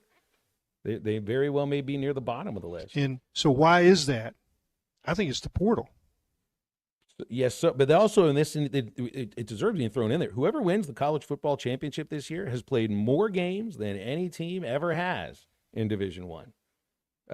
That at least stands for something. So, I mean, there's one thing you point to, say an argument, well, somebody played 17 games. Nobody's done that before. Heck, they didn't even play 16 games before. So it does make it quite a bit, at least more difficult to make it through the thing. 877-377-6963. I just wonder, like, for the Big 12, how are you feeling about yourself right now? Just the conference overall. You were just traded. Your football and basketball schedule was traded from ESPN for an NBA pregame show, a great one, but still a pregame show. And now you're basically being told that you are not, you're not good enough. You're not good enough by the committee, and that the only team you'll get in wins your conference championship. It's tough to be the Big 12 these days. Yeah. Or the ACC. Or the ACC, but at least ESPN didn't trade their back. They would never trade ACC basketball for inside the NBA. Well, they might after they went 1-9 last night. Maybe. That was funny. Did you see some of the ACC commercials? The best conference in college basketball. Actually announcing it on their commercials. Will they say on the commercials that aired today that they were 1-9 against the SEC? They can change it and say we're the second best in college basketball. We are, I guess. Have you ever heard the word penultimate used? Yeah. Have you heard the word penultimate used, written, or spoken about more often than these last rankings for football? We could call that the penultimate too. That's right. We never even knew what the word penultimate meant, and there it is. It's second to last. This is our second to last segment of the hour. Makes it a penultimate segment of hour 2 on halftime. We'll come back and wrap up that second hour in just a moment. If you see a possum, try to kill it. It's not a pet. This is halftime. Waldron Wave Rural Connect. Internet is now available in your area. Fast fiber internet and full-featured home phone are on ESPN Arkansas. Download the brand new Hit That Line Now app in the Apple and Google Play stores. ESPN Arkansas. More than just radio stations. Tommy Kraft here. When it came time for new gates and some fence repairs at my home, the Fence Man was my first call. The Fence Man does it all, from large commercial jobs to small residential repairs. Wood privacy fence, vinyl fence, commercial or residential chain link, even custom wrought iron fencing. 479-782-3936. 18 months, same as cash financing with approved credit is now available. If it involves fencing, the Fence Man does it. The Fence Man. He ain't afraid of no work. 479-782-3936. It's a dandy white perch. Big old slab. C'est bon, sacalé. One beautiful crappie. It's a paper mouse. Some serious crappie. Nice speck. We got crappies. They might go by different names, but all prefer the same thing. Bobby Garland, America's favorite white perch, slab, sockeye, papermouth, crappie, speck, crappie baits. I call it dinner. BetOnline continues to be the world's most trusted betting platform and your number one source for online betting. From the earliest odds to in-game live betting, BetOnline provides you with all the action and the ability to watch the games as they happen. With the largest selection of odds on everything from football, the NBA, and college basketball, NHL to UFC. Head to BetOnline today and don't forget to use the promo code BELIEVE for your welcome bonus on your first deposit. BetOnline, the game starts here. Hey, ESPN 96.3 and hitthatline.com. Have you been to Swark Liquor? Trey Gentry and his team have a phenomenal spot. It's the first liquor stop in Arkansas for our Dallas and Texas fans traveling up to the hill. So if you're heading to Fayetteville, the lake, a cabin weekend, hunting, fishing, or any other activity you need your favorite drink, stop by Swark Liquor. And check out their apparel too. You'll want to wear it. Swark Liquor, 864 East Collin Ray Drive in Queen, Arkansas. Swark Liquor, we promise to keep them cold for you. Hey everybody, this is Tyson Van. Dad, tell everyone about your job at Mike Jr.'s Mobile Wash. Power washing, son. I've been working in the business for over 15 years, all over the River Valley and Northwest Arkansas, residential or commercial. At Mike Jr.'s Mobile Wash, our cleaning services include exterior home, fence, driveways, walkways, gutters, pool deck cleansing, and more. Call my dad at 479-763-5561. Mike Jr.'s Mobile Wash. One call, cleans it all. On ESPN Arkansas, download the brand new Hit That Line Now app in the Apple and Google Play stores. ESPN Arkansas, more than just radio stations. Tommy Kraft here. When it came time for new gates and some fence repairs at my home, the Fence Man was my first call. The Fence Man does it all, from large commercial jobs to small residential repairs. Wood privacy fence, vinyl fence, commercial or residential chain link, even custom wrought iron fencing. 479-782-3936. 18 months, same as cash financing with approved credit is now available. If it involves fencing, the Fence Man does it. The Fence Man. He ain't afraid of no work. 474. Got a pest? Call West. If you have pest or termite problems in your home, call West today and learn how their 50 years combined experience can help solve your problems with competitive pricing and quality services, all designed with your pets and children in mind. Call today and schedule your free estimate. They even offer Saturday services and long life attic pest control. Call 782-7291. West Termite and Pest Control, protecting your home health and peace of mind. Your home for every Razorback football, basketball, and baseball game. ESPN 95.3.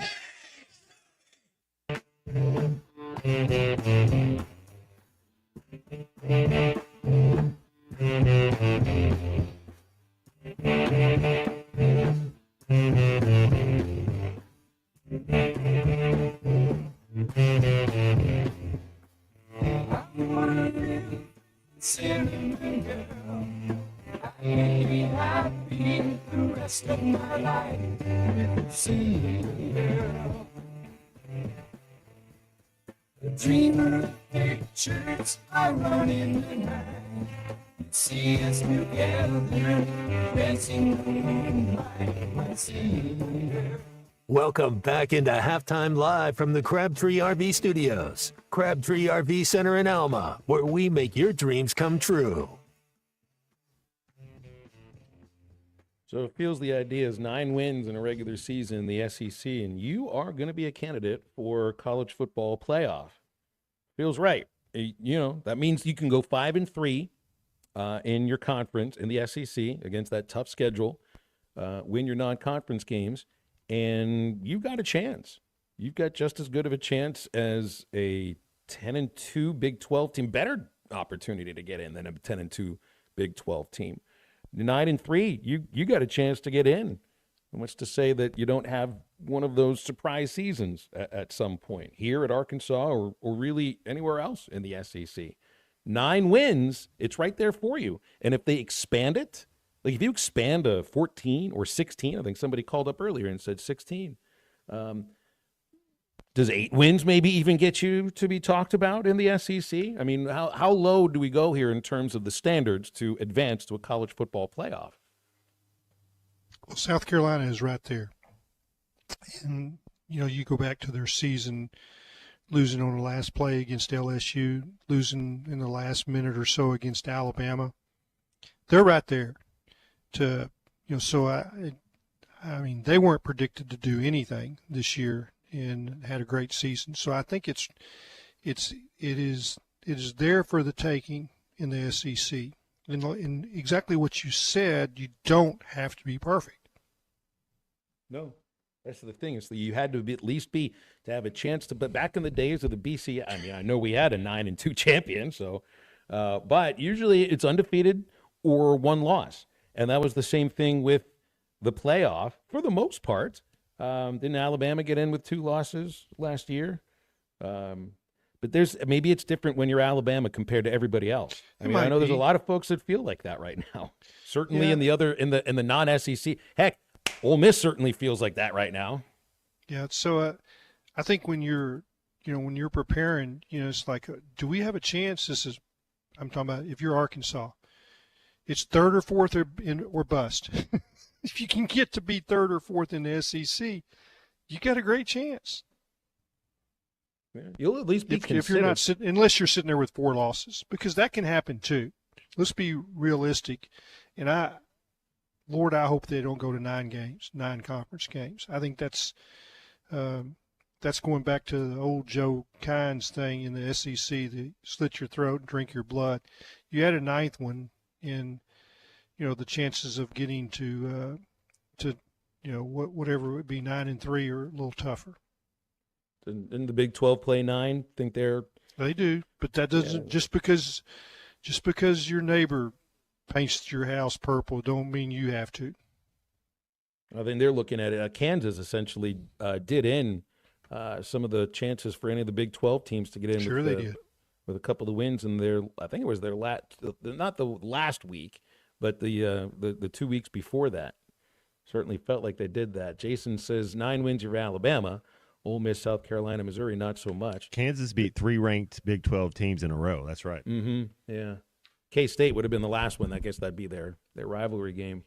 Yeah, I guess the thing with Mizzou is there really weren't any wins that you can point to and say, yes, SEC wins, but they're the impressive wins. Carolina's got some. I think Ole Miss has some. Georgia, hello. Alabama, too. Georgia, those are not all wins are equal. Even in the SEC, they're not equal, of course, because we only play 8 games. We move into our third hour with Hall of Famer Clay Henry. Matt Jones will have C45 moving into the producer's chair, and you can get with us anytime you want. 877-377-6963. It's halftime, and we are right back.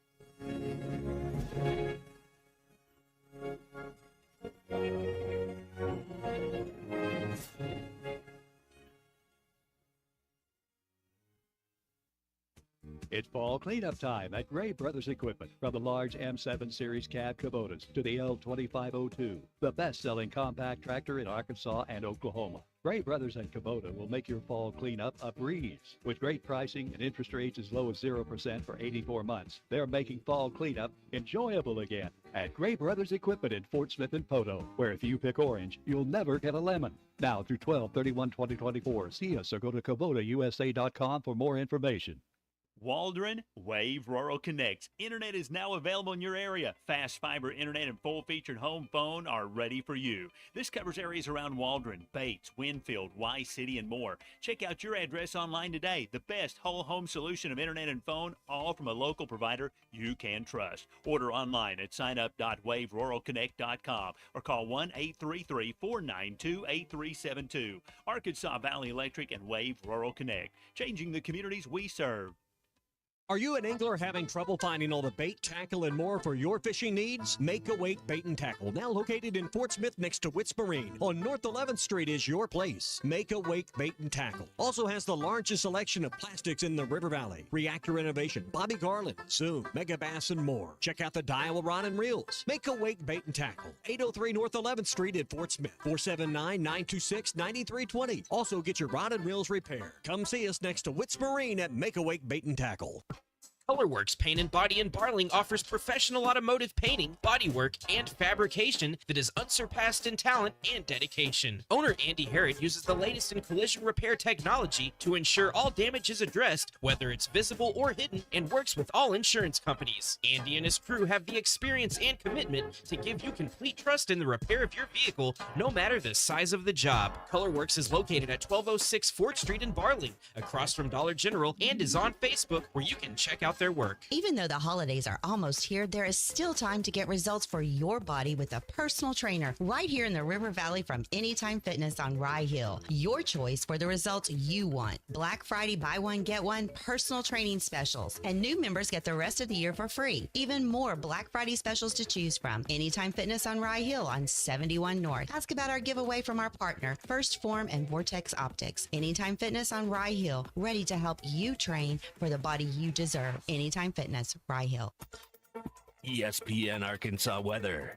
For today, we should see sunny to partly cloudy skies. A high this afternoon into the upper 50s north. Chance of a little rain south.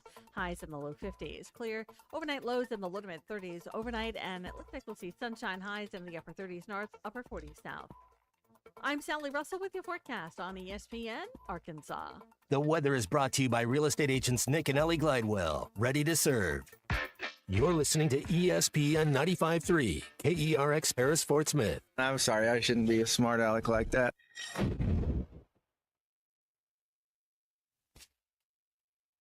Coming to you live from the Crabtree RV Center studios. Broadcasting on ESPN Arkansas and streaming on hitthatline.com.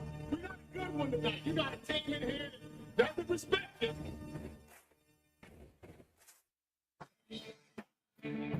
Oh, ask me if I'm all right. Why can't they dominate? And we not doing it. We're going to go get one and celebrate on somebody else's field. Yeah.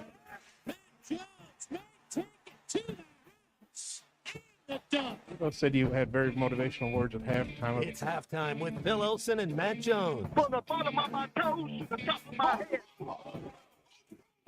What's my heart, dog? Let's go, man. The angles were so bad, we showed them at halftime. What they but one Razorback? Like, what in the world were we thinking? It's vintage Matt Jones. 1, 2, 3. Turn it.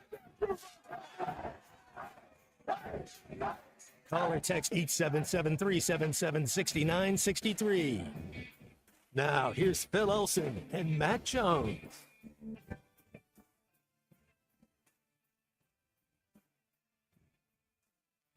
Welcome back into Hour 3, halftime on ESPN Arkansas, hitthatline.com, and the Hit That Line Now app. This is Phil Elson. My partner is Matt Jones. Colton Little is producing for the final hour here on the show, and we have Hall of Famer Clay Henry with us. Of course, you can read Clay at Whole Hog Sports, Democrat Gazette, and on our various shows here on ESPN Arkansas and hitthatline.com. National Signing Day today, early signing day. I don't know if anybody even calls it that anymore. 21 signees. Right now, you got 3 verbal commitments still waiting to get their name on paper. The first signing occurred at 7:31 in the morning. That one would have been Keandre Johnson, defensive lineman of Terrell, Texas. And the last signing came just about 11:39, so it's been a little bit. Jaden Shelton, the linebacker of Dallas, signing to play for Arkansas. 21, I saw the last ranking on 247 Sports was 15th. But Matt, Clay, I just don't know if this day means what it used to mean or anything close to it. It's like our friend Bill King that comes on with us every Tuesday. I mean, he's been doing recruiting talk for decades now, going into the 80s. He used to do a commitments, and he's not doing one now. I think part of it is the hotel that he's done it at is undergoing some renovations. Another aspect is this is just not the same thing. This is not necessarily where you reload your program, because I think that's what coaches and athletic directors are looking to do. There is a difference between rebuild and reload, and I think everybody's looking to reload, looking at what the portal does for some programs, and thinking it can do the same for them. I think Arkansas may be one of those programs too. Matt, I know the understanding is you need guys that you're going to be able to develop, and maybe there's a few of them that come on campus and can make an immediate impact, or maybe in the second year.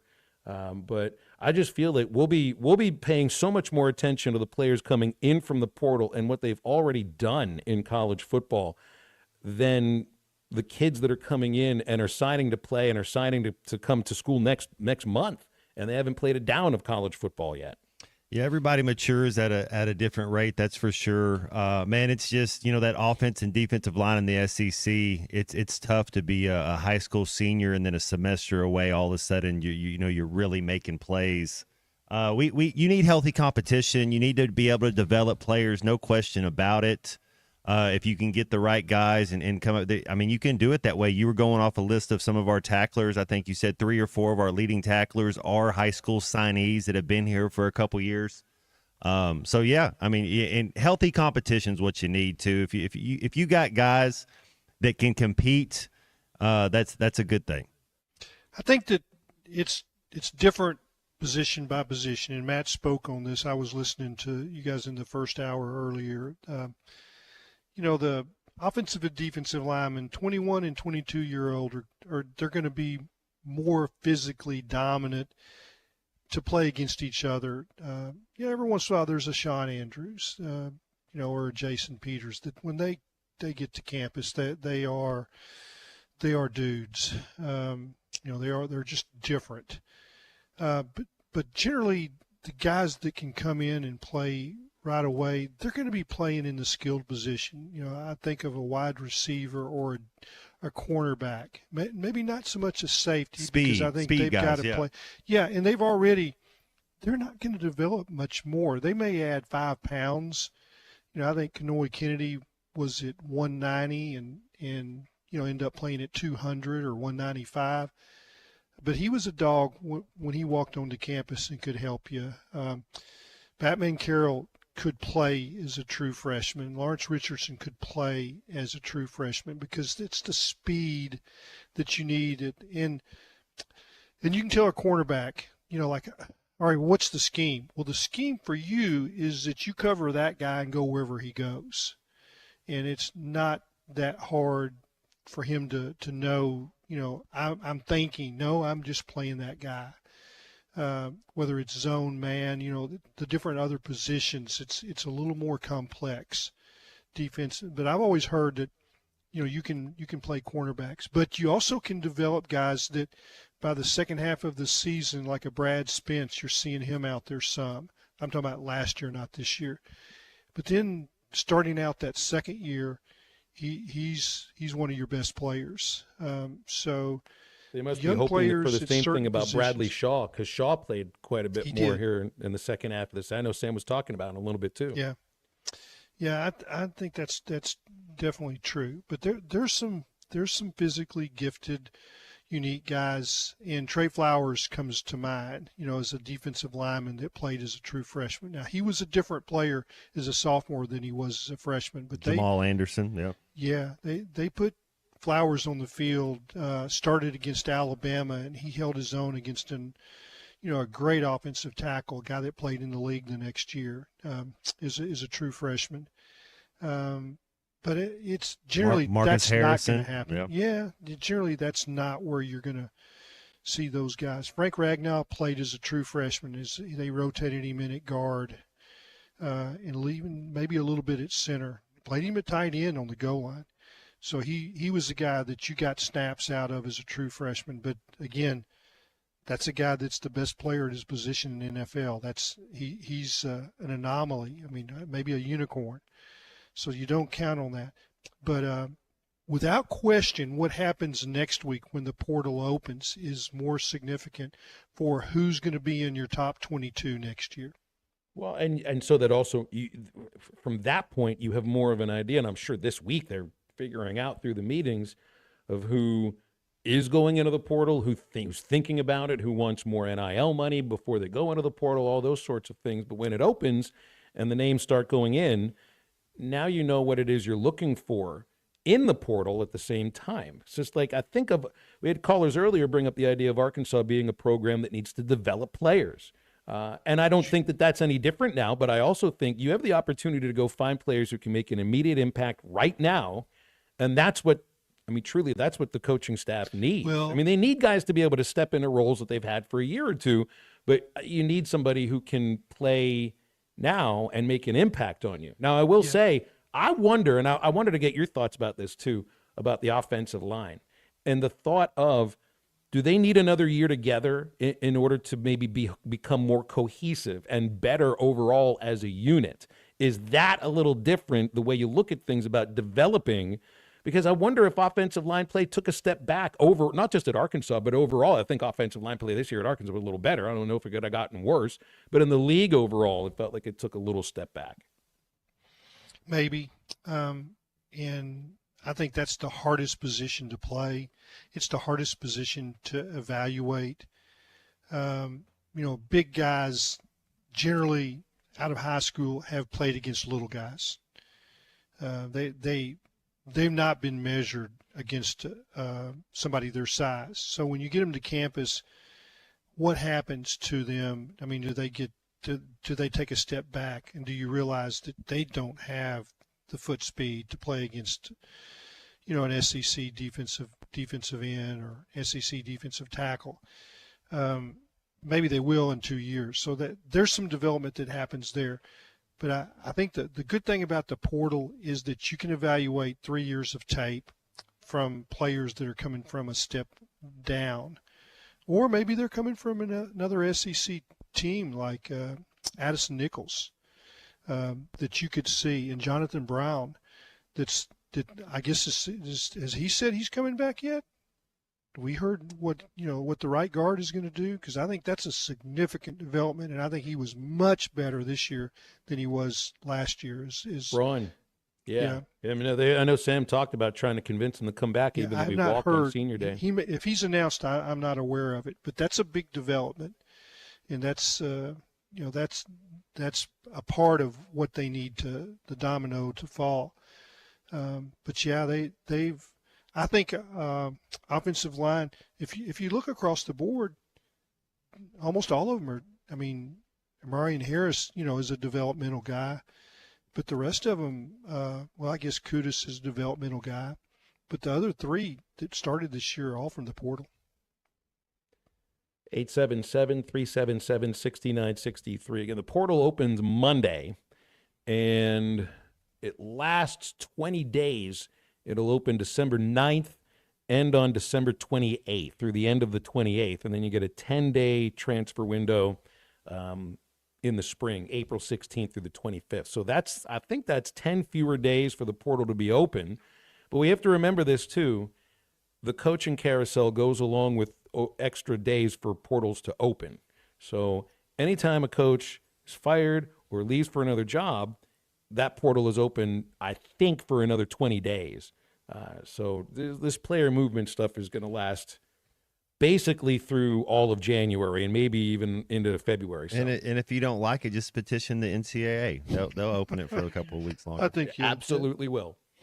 Yeah, make sure you ask nicely. A lot of please and thank you in the letter. Proper lettering. Always helps to be polite. Have yourself a real good guy in a suit. Yeah, real smart person in a suit, too, will help. Stay with Halftime. We'll be back much more after this break. Talent came from the Lord, so I can't really take any credit for what I've been blessed with. This is Halftime. 5 seconds to go. Matt, right side. Three-pointer on the way. No good. Close with the dunk at the buzzer. It goes and Arkansas wins. It goes and Arkansas wins. Qualls with a two-hand finish. Arkansas wins the ball game. Listen to every Razorback basketball game right here on ESPN 95.3 and hitthatline.com.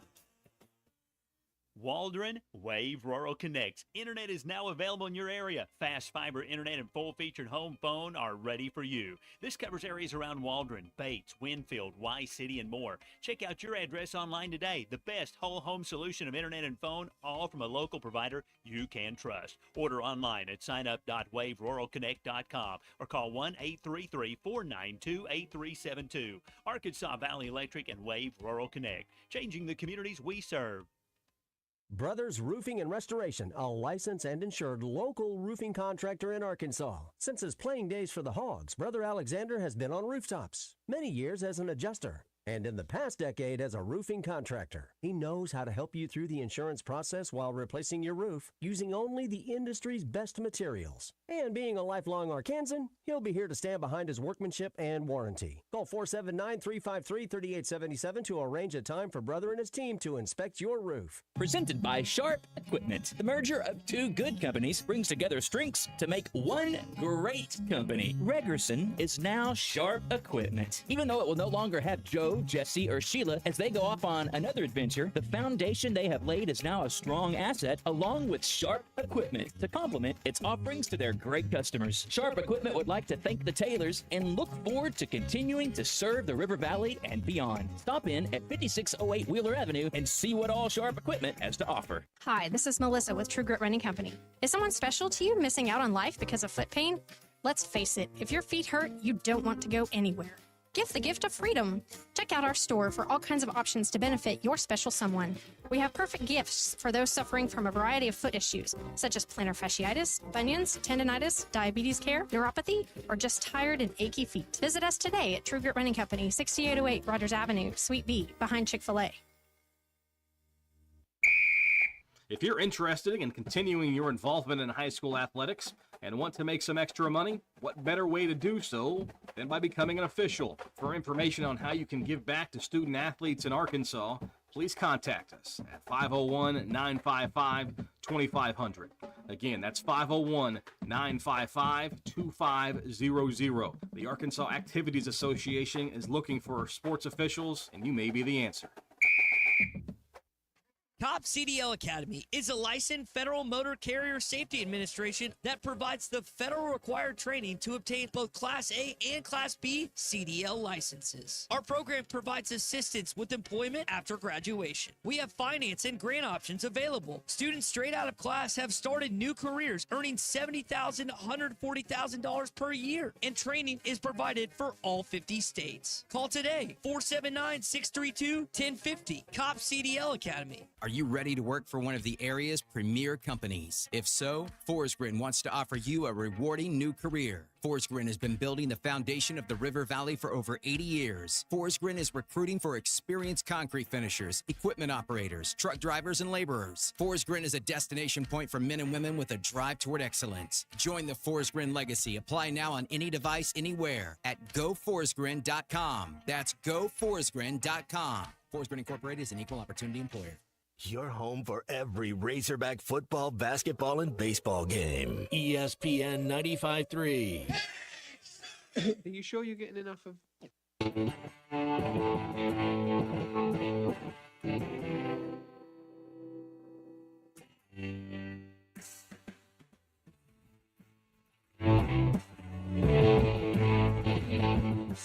I looked on the chairs, I looked on the tables, I tried to find the key to 50 fables. They call me the seeker. I've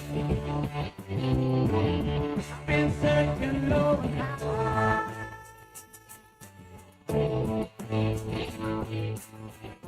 I won't get what I'm after till the day. You're listening to Halftime with Phil Elson and Matt Jones. Want to jump in the conversation? Call or text 877-377-6963. Now, here's Phil Elson and Matt Jones. Hall of Famer Clay Henry with us, too. Guys, do we have a sense of the bowl game Arkansas is going to play in this year? I know you think it's going to be Birmingham? I've seen Birmingham, I think that's it, yeah. Maybe the Texas Bowl, the Liberty Bowl. I know people have said possibilities. Gasparilla potential. I don't think it's going to be the Gasparilla Bowl. That wouldn't be bad, though. That'd be the one I would choose to go to. Don't you want It's it to be earlier halfway than closer? Do you care about the distance you're traveling, or are you trying to get to the sunshine? I just want to go where there's a beach. Yeah. Not like I have time to go to the beach or anything. In fact, my experience in Tampa outside of the game itself wasn't great when we played in the Outback Bowl. I could barely get to sleep because the hotel was right there next to the harbor, and there were 2 large boats that were partying until 4 a.m, blasting their music at 11:30. So maybe just a different hotel if we don't go to the if we go to the Gasparilla Bowl. But I think Birmingham Bowl seems to be the one that I think a lot of folks are sort of coalescing around. Though McMurphy from Action Network, and I know he's pretty good about this, still thinks Texas Bowl against Baylor. Can Singleton, if he transfers, can he play in the bowl game for his new team? I don't think so. You can't do that yet? You can Okay. do that. No. Nope. I mean, no. And the other aspect about this too, I is would you can't never play in the say bowl game never and then but transfer. Yeah, that hasn't happened yet. You can go into the portal in spring, though, if you don't like where it was like what Criswell did. Remember Jacoby Criswell in the portal once spring Worked ball out was for over. him, man. Didn't he start 8 games this year? That's right. That's exactly right. Seems like maybe high school players have come and practiced in bowl practices. They've signed, they've already graduated. They can come and practice. Guess it depends on if you're playing in what's the last bowl game that's not a championship bowl, the Bahamas Bowl on January 4th. School doesn't start by then, so I'm not sure if it works. I do like this idea. Maybe we could do this instead of having Birmingham Bowl, Texas Bowl, Gasparilla Bowl, where the 6-6 teams may end up. I saw a graphic about this, a 6-6 college football playoff to figure who would be the best 6-6 team. And that way, Arkansas makes the playoff, Matt. The bids here go to Washington, Vanderbilt, West Virginia, and Virginia Tech. That's 1 per Power 4 leagues. And look, it's so cute. They even have one group of 5 school. No, they don't have a group of 5 school in there. South Florida is not group of 5. That's Big 12 now, so they don't even have a cute little group of 5 school in there. Arkansas would play as the number 8 seed in the 6-6 championship playoff bracket against NC State. Just so happens It's kind of like the NBA Cup, right? I saw a prognostication, though, of Arkansas and NC State in the Birmingham Bowl. So they're basically taking the 6-6 bowl games and putting it together into a playoff. Why not? More football, I keep being told, is a good thing. It's C.J. Brown, the kid from Fayetteville, that's the receiver up there for the Hogs. Bentonville. Yeah, Bentonville. I think this bowl practice is going to be beneficial for him. I think he's a guy that could step up to be in running with the ones next year. He's somebody. I do. That opportunity, Andrew Armstrong's gone. That's what I'm saying. So people like that, man, this would be good for some. We talk about developing some of the guys that are here, man. This would be good for some of these guys. The practices will lead to them getting these opportunities in the bowl game too. I mean, if Armstrong's not playing, now you get a chance to see who that is on the team right now might have what it takes to rise up to be next year's number 1. And I think Taylor's got to throw it to somebody else. Well, that's the other aspect, too, is it puts Taylon Green in a position where he hasn't been since the UAPB game, where you can't throw the ball to Andrew Armstrong. That's what was bringing us down all year, 70-0 without Armstrong. You put Armstrong on the team, 5-6. Golly. Dan called it the football NIT. Yep. It's kind of what it is. I mean, that's what the 6-win bowl games are. I mean, it's just another form of NIT. I think Armstrong will go down. I don't know how it goes because he did get 2 years there, but he'll be in this 2000 this decade team. Like he'll go down like on the all decade team. I mean, Look at some of the Division II players that have made not just impacts, but huge impacts in this league over the last 2 years. I don't know what Cody Schrader's doing in the NFL or if he's playing in the NFL or anything, but the guy had an amazing year last year coming up from Division II. And Armstrong, I don't care if he scored 1 touchdown. He led the league in receiving yards, playing 1 fewer game than a lot of the other receivers that are on that list. He's first-team SEC all the way. Coming up from D2. He's a dog, man. He's like DJ Wagner, like number 21 on the basketball team. Like who are we taking first? We're taking Andrew Armstrong. Like it doesn't matter who's available, but we're going to take him first. Well, it's the next thing you look for is the next. Well, I mean, it's the same as like John Ridgway. I mean, it wasn't D2, it was FCS, but it's looking for the next person to come up from that We got to level find a spot and make for a huge impact. for the 30-year-old. I mean, he's 30 years old. He's strong. He's tough. He should be. This is what is his best position, because he's gonna be big enough and ready. Like you got to find a spot. Does he need to play defensive end? Does he need to play outside linebacker? Can he play an H-back? But I think we're missing out getting that maturity on the field somehow. What can he do well? What can he do anything well? We got to find out. I've wondered about that myself. Bowl game would be good for it. But he's a specimen, really physically, and I think he looks bigger than everybody. I mean, when he got that onside kick against UAB, I mean, he was that close from taking it to the house. Well, it's certainly one of the guys I'll be looking to, because I remember thinking, well, it's like, all right, well, he can declare after 1 year, but obviously it takes a little bit more time to move from baseball to football and have all these things down that you got to have down, because I don't think he might have made a catch. I don't after remember the him. UAPB game I don't one. remember him. Here's Sterling in Center Ridge who's giving us a call. Nice to always talk with Sterling. How you doing, Sterling? Yeah. Sterling, it sounds like you're having a conversation over there. You want to talk with us instead? Okay. No, the answer there would be no. That's kind of funny. Somebody calls a talk show and then has a conversation off the air. People usually are at the drive-through. So, like, do we sound worse than the drive-through does? Nothing sounds worse than the drive-through. Food in the belly is what they're, you got to get some food in the belly. Yeah, he's like, hold the onions. Do I try them one more? Do I make hold the onions there at the drive-through? Maybe I can put an order in. I can get an order in too. I don't know what restaurant he's at, but Sterling, I'll take a double, everything on it, mustard, mayo, and ketchup, and extra salt on the fries if that's okay. And a vanilla Coke. Hey guys. Hey Sterling, did you put my order in? Thank you. No. I've been working. Some guy walked up on me real quick and had to take care of some business. I'm trying to get on to the side over here. All right, I couldn't tell what was going on there, but I could tell you were talking with someone else. You're on the air. What's going on? Oh yeah, well, I want to talk to you Phil about the golden batter deal we got going on here in Manfred, and Mad Dog kind of disappointed me, old Mad Dog. So he did like he was like he was okay with it. It irritates me to death.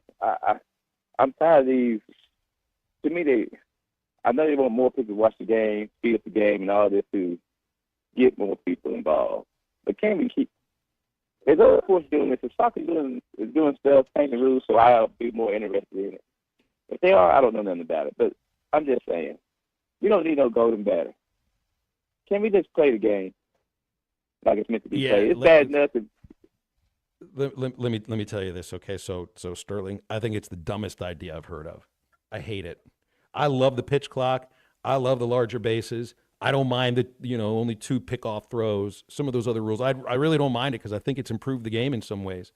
The golden at bat, that's just trying to be the Savannah Bananas and taking what they have of their excitement, which is manufactured excitement. When you have players dancing on the field, when you can catch a ball in the stands and it actually be an out, when all of that stuff is manufactured excitement, which is great for what it is. I love what the Savannah Bananas do. I can't wait for one of their opponents, the Party Animals, to show up at Baum. I think it's going to be fun. But it's not baseball. Let's not call it they call it banana ball for a reason, because it's not the same sport. Let's not try to manufacture the kind of excitement that a dance team is doing, essentially. And I don't mean that in a disrespectful way towards the Savannah players, because they're pretty talented guys.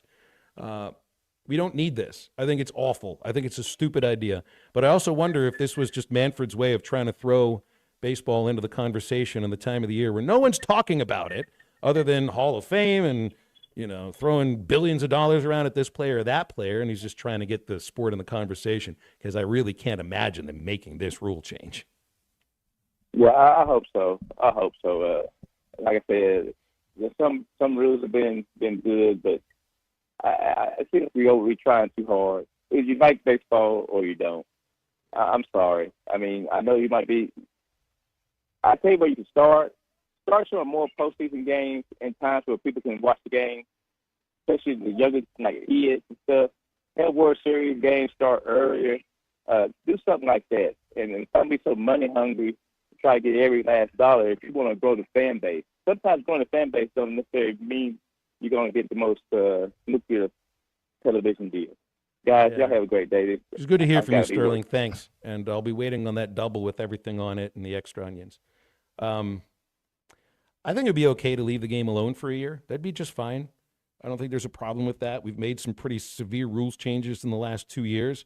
I don't view the automatic ball strike zone as a problem necessarily. I think that's something that's just to have more accurate ball strike call. Hopefully that works when they actually do implement it. But I think it'd be okay to maybe leave the rules of the game alone for at least a year. I've got a rule. I got a new rule. Shoot.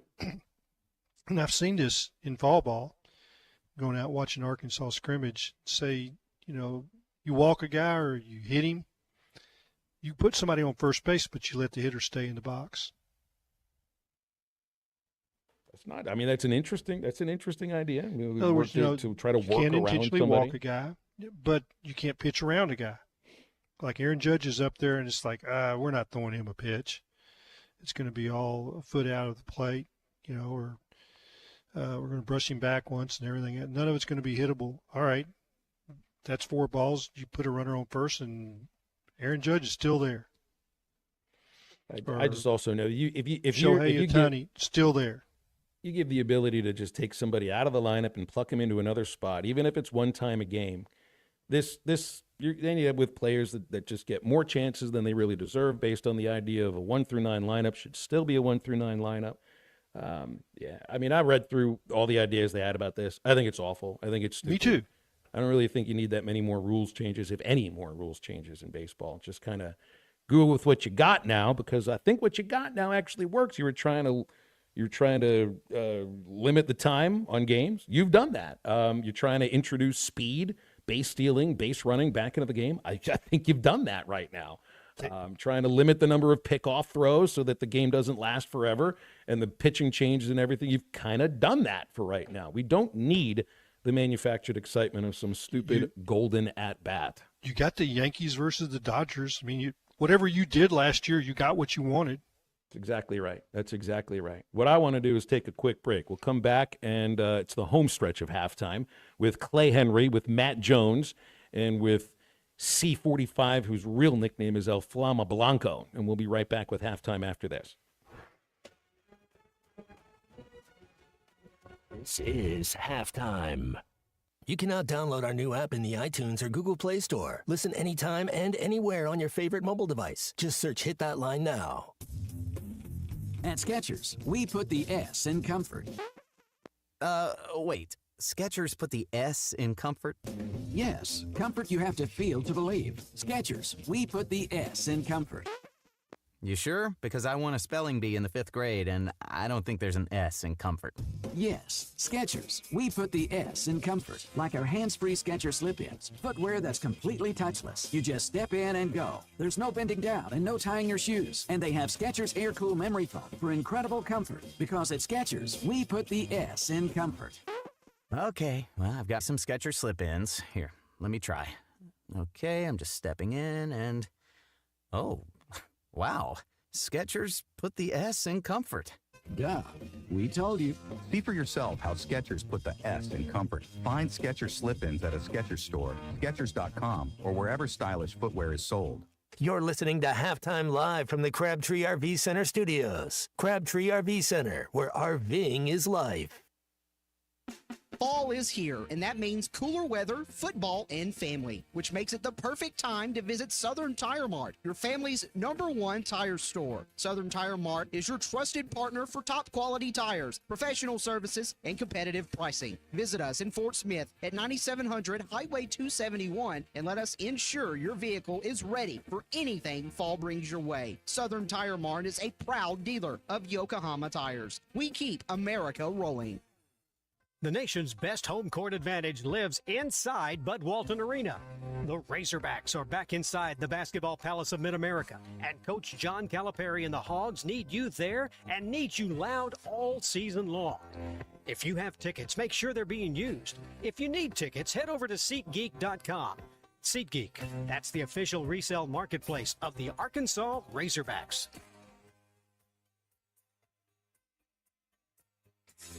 Looking to protect yourself and your family this flu season? Law's Drug Store at 6802 Rogers Avenue offers the latest vaccines for adults and seniors in both COVID-19 and the flu. Law's Drug Store has friendly pharmacists ready to assist you with no appointment necessary. Call 452-6116. It's quick, it's easy, and in most cases, free with your insurance. Law's Drug Store, 6802 Rogers Avenue behind Outback Steakhouse. Open 6 days a week to care for you and your family. In the communities we serve, we know your energy is best spent on the things you enjoy. That's why we're helping you save your energy with natural gas. More efficient than other energy sources, save your energy for cheering on the Hogs. Be tailgate ready with your natural gas-powered outdoor grill. Enjoy fast, cozy comfort from your natural gas fireplace when ball games get chilly. At AOG, we know your Razorback pride runs deep. Ours does too. And so does our commitment to caring for the communities we serve with Always On Energy. Visit AOGC.com. Walk-Ons is always a win, whether it's for a post-game celebration, drinks with the crew, or an easy weeknight dinner. Walk-Ons has you covered. Scratch-made dishes, wall-to-wall TVs, craft beers and cocktails. Dig into their mouth-watering menu items like po' boys, gumbo, and voodoo shrimp, plus fan favorites like juicy burgers and fresh salads. Find your nearest location in Rogers, Fayetteville, Fort Smith, Conway, and Little Rock, or order online or in the app. Walk-On Sports Bistro for the win. Hey, is your roof leaking? Do you have hail or wind damage? Is it just looking old and worn out? If so, you need to call Hoghead Roofing, a family-owned and operated roofing company where the #1 customer is you. They will give you their honest opinion on whether your roof needs replaced or repaired. They have folks that have worked on the insurance side so they can assist with all claims. Licensed, insured, and ready to serve you. Call Hoghead Roofing today at 479-522-0840. God bless. Your home for every Razorback football, basketball, and baseball game. ESPN 95.3.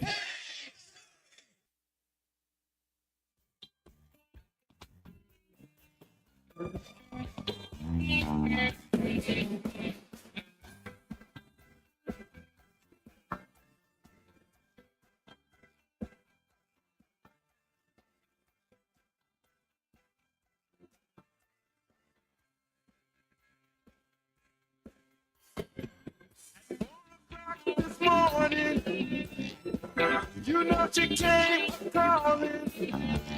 I wouldn't dream of turning her away.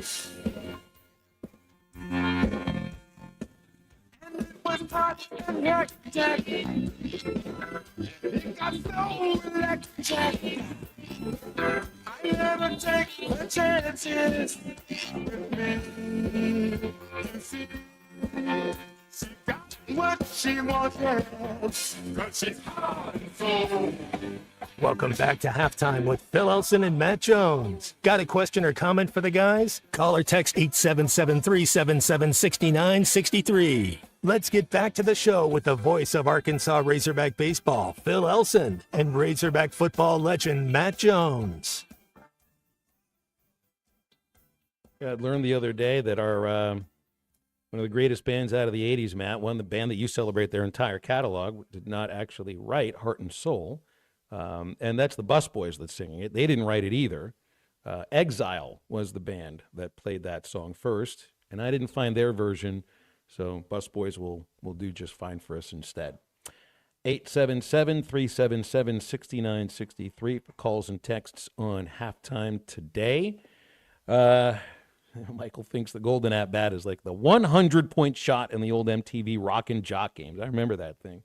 It'd be the I don't know how you would change rules to where you think things are getting a little bit stupid in football, but I feel like the 4-point shot past half court would be a step too far, maybe in a little bit of the sense of the Golden 50-yard field goal. If you're on the other side of the 50, didn't somebody just make a 68-yard field goal in New England? But if you're on the other side of the 50, make it worth 4 points? Be an interesting way to look at it.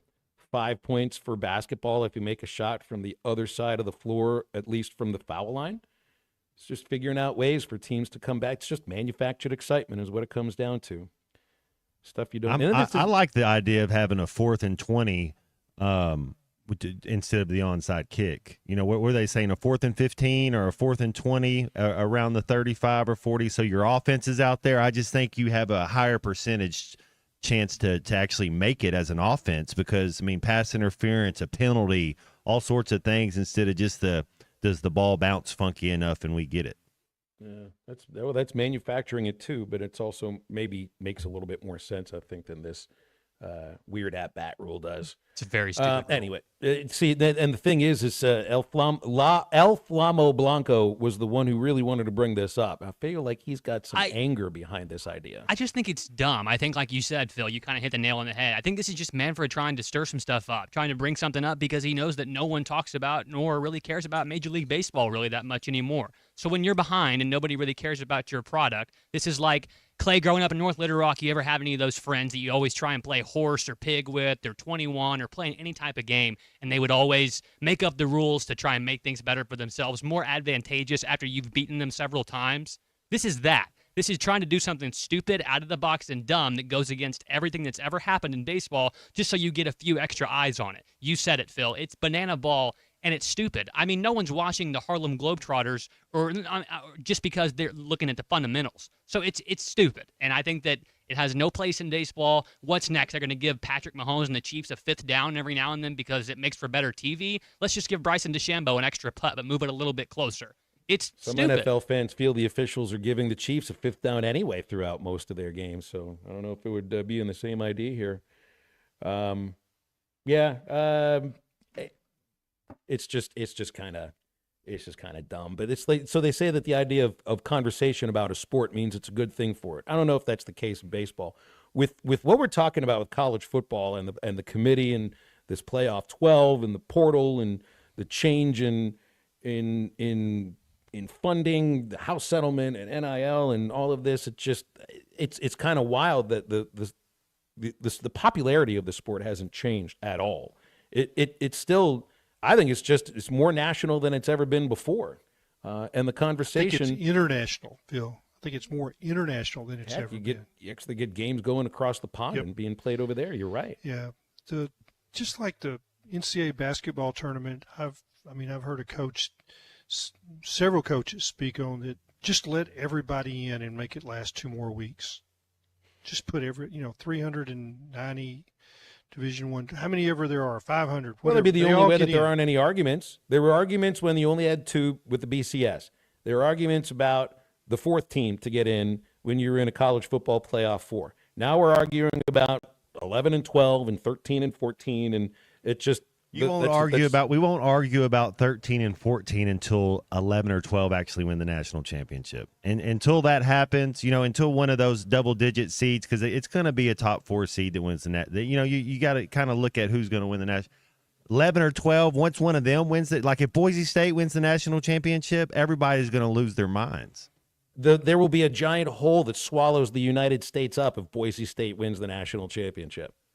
I just can't imagine it'll happen, but they're going to get a chance. Guess who's won the most games, though, in the last 30 years? Boise State. Is it Boise? It is Boise, yeah. Now, I'm not saying what their strength of schedule in that time is, but they've won the most games. Did the 4th seed win a college football championship yet since we went to 4 teams? Did that happen? No. Maybe the Buckeyes did. I typed it into ChatGPT. 2014 Buckeyes. She says that they were the number 4 seed. That's the only one. So it's happened once. Well, that was the talent that they just had their 3rd string quarterback. That's why I think they ended up being a 4th seed. Oh yeah, that's right. Yeah, that's a good point. They had talent. They weren't a 4 seed. Yeah, and they got in with a 3rd string, and Florida State. Cardale Jones left to try to go to the NFL just off that one game, or it was just like that one game. Get some more reps in, bro.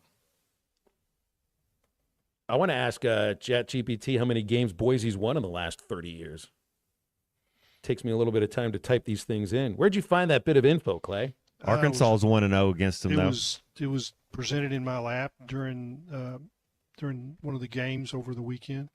It's like who's won the most. They said so-and-so's won the 2nd most. Who's won the most? And I just assumed the answer was Alabama, but it was Boise State. See, I would have thought Oregon out west winning 10 games a year, but yeah. Chat says 278 wins in the last 30 years. winning percentage of 7.18. They came into Fayetteville back in 01, 02, around there, and they came out with an L that week, so that wasn't one of them. That wasn't People one weren't. of them. Was that before the blue field? Well, they were in You weren't Fayetteville. playing on it. Yeah, I know yeah. it was in Fayetteville, but that's no, the I thing think that really, they had it. I think they had it then. They did yeah. then. Even since then, we have a red field in Eastern Washington and the stripes on the UCA field too. I mean, but it's not supposed to matter those last 30 years, right? I'm told the same thing about Alabama's dominance over the years in college football and everything. It's like, Boise still isn't getting. They won't get in if they lose to UNLV. Then it's America's team, UNLV Rebels, and your boy Barry Odom that'll have a chance as the Group of 5 team. But then there's also the feeling here, like this. The Group of 5 team to make it to the playoff is just like it's a tiny little incentive for the rest of those programs to still be Division I FBS programs. They get one team in out of the 12, and even at that point, nobody will believe that they can win. For all these hypothetical matchups we put together to say, well, do you really think Arizona State will be able to beat Ole Miss? And everybody's like, you don't know. You really don't know. You put Arizona State in an SEC matchup, SEC schedule and all of that. What are they going to win? What about the head-to-head? We don't know. We have no idea. That's the same in this situation, too. It's not. So I got a but question why for are we you still guys. putting these teams in? Why do you have a Group of 5 team that gets in? Because it really feels like charity more than anything else. I got a question for you. Can a Group of 5 player win the Heisman Trophy? Well, you'll find out this year, I guess, right? Well, that's my point.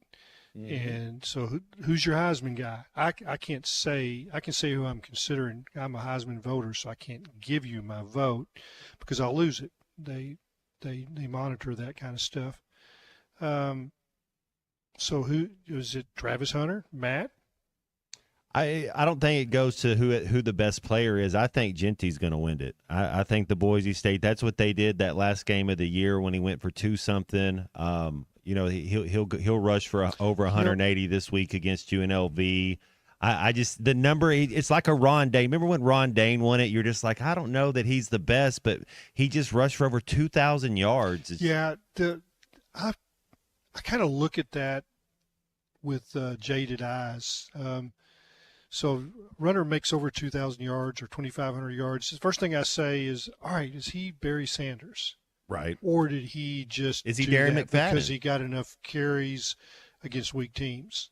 And that's what I think the Boise State guy. When I watch him, he's a hard runner, but he's not elusive. He's not He kind of like Schrader at Missouri last year. Exactly the same. And he ran that stretch play over and over, and they blocked it.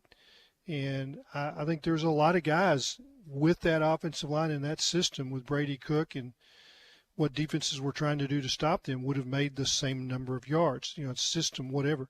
But I watched Barry Sanders, and he was unique, and it wasn't even close to what he was. But then I've watched Colorado 3 times this year, and every time I see Travis Hunter playing 140 plays. That's and wild. Impacting the game. Yeah. I mean, just think of Matt playing that many plays and how many touches that he got and how many times that his play was impactful. And it's like the ball's in his area, he got it. Would you I think the NFL draft sometimes tells you what you need to know.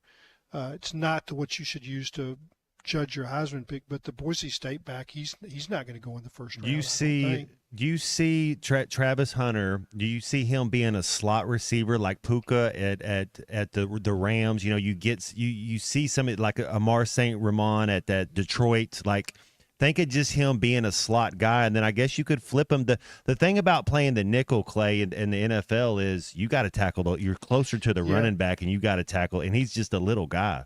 I think he's more valuable as a cornerback than he is. Yeah. I mean, or nickel. Can he really do this in the NFL? NFL? Can he do this in the NFL? No, I don't think. I think what it'll I'm be at. like Shohei Ohtani. He'll get hurt. He's talented enough to do it, but it's not sustainable. He could do it for 7 weeks, but he can't do it for Those 7 are years. different animals out Yeah. there. They're just different animals in the amount of running and the speed required. I think that he, when I watch him play, he's going at 80% gate, and he's better than the guys that he's playing with. When he plays in the NFL, 80% gate won't cut it. I'm talking about, his maximum speed will be asked more often. I did see, if you're a Cowboys fan though, Clay, I did see one of the latest mock drafts where the Cowboys were drafted. It had them taking that Boise State running back in the first round. Well, that would be such a Cowboys thing to do? They're going to draft what, 10, 11, 12, somewhere in there? Well, then it had him at 16. I think Phil and we had talked about it. I think at the end they had him at 16, but yeah, who knows where they're going to draft now. Drafting him there would be he's got to run a 4.41. You got to be Adrian Peterson. That's a Cowboys thing, which yeah. I'm being disrespectful by saying that. I was like, no, don't do that. But I just don't think that you take running backs unless they're Barry Sanders up there that high. He's not Barry Sanders. Anybody drafted last year first? I mean, Jahmyr Gibbs 2 years ago? You had two. One went to Atlanta and one went to Detroit. That's right. Yeah. All right, we got a break here on halftime. We'll wrap things up with Clay Henry right after this, so stay with us. This is halftime. Hey, Wes. Billy, hay is for horses. I have an idea to bring in more customers. What you got? We yell on the radio, "Woo! Pig suey!" We're going to call the hogs? Yeah, we call them all in. Woo! Pig suey! Come get your pizza at Jim's Razorback Pizza. I'd rather not. Don't you love the hogs? Of course, but we can't call our customers hogs. But they're hog fans, and our name is Jim's Razorback Pizza. Billy, I love your enthusiasm. Look if you think we should do it, then let's do it. Woo! Pixie! What about moo instead of woo? We use Wisconsin cheese. Really? You and them dang cows. Woo! Pixie! Jim's Razorback Pizza. Blessed to serve you. Eat Jim's RazorbackPizza.com. At Our Best Bank, we believe in the power of community. That's why we recognize, serve, and support communities of all kinds.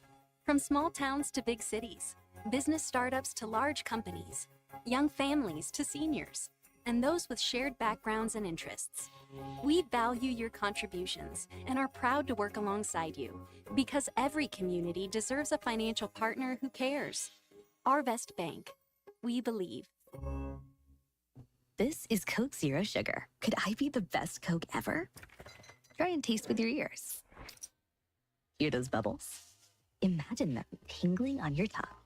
Fizzy deliciousness. Listen to that cascading liquid. A mouth-watering waterfall. Irresistibly tasty. Zero sugar. Crisp, refreshing, and ice cold. Is Coke Zero Sugar the best Coke ever? Try and decide. Colorworks Paint and Body in Barling offers professional automotive painting, bodywork, and fabrication that is unsurpassed in talent and dedication. Owner Andy Harrod uses the latest in collision repair technology to ensure all damage is addressed, whether it's visible or hidden, and works with all insurance companies. Andy and his crew have the experience and commitment to give you complete trust in the repair of your vehicle, no matter the size of the job. Colorworks is located at 1206 4th Street in Barling, across from Dollar General, and is on Facebook, where you can check out their work. The tires on your vehicle go round and round, but when they don't, go to Van Alma Tire. They have tires in their name. That's their specialty. Van Alma Tire is all about tires. They have all the name brands and private labels available for you and in stock. So when it comes to getting tires for your ride, it's worth the drive. And financing is available. Ask for details. Whatever your tire need, check out Van Alma Tires on Highway 64 between Van Buren and Alma. Ready to get you rolling on new tires at Van Alma Tire. When you need legal help, turn to the law offices of Craig L. Cook. With over 40 years combined experience, the Cook Law Team works for you. If you've been injured in an auto accident, hurt on the job, a victim of nursing home negligence, or need help with bankruptcy, Social Security, wills, trusts, estates, or family law issues, Craig Cook will go to work for you. Call us today, 479-783-8000. The law offices of Craig L. Cook with locations in Arkansas and Oklahoma. We work for working people. Dozy Place has now been serving award-winning steaks for over 20 years. Celebrate your special birthday, holiday, person, or just because at Dozy Place. Start with delicious appetizers and your choice of drinks from the largest selection of wines, beer, and liquor in the River Valley. Dozy Place is open Tuesday through Thursday 5 till 9 and Friday and Saturday 5 till 10. Reservations are recommended, so call 784-9111. 784-9111 for Dozy Place, 422 North 3rd Street, Fort Smith. Your home for every Razorback football, basketball, and baseball game. ESPN 95.3.